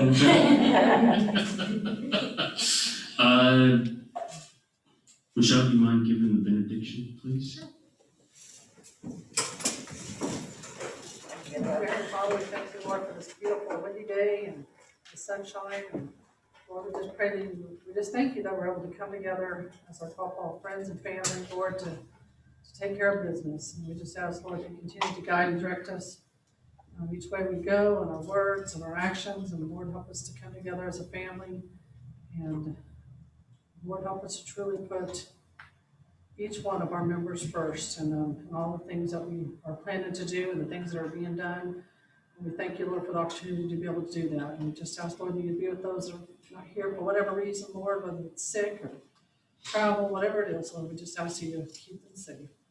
And we thank you, Lord, for the many blessings that you give us. In your name we pray. Amen. Amen. Mr. Chairman, I move to adjourn. We have a motion to adjourn. Have a second. All those in favor signify by saying aye. Aye. We're adjourned. Thank you.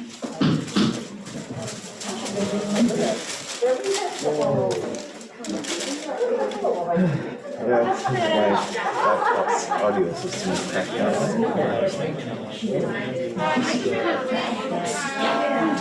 You lost the Yes. You can see my output now. So input, the output is gone. Yep, we're gonna, sorry.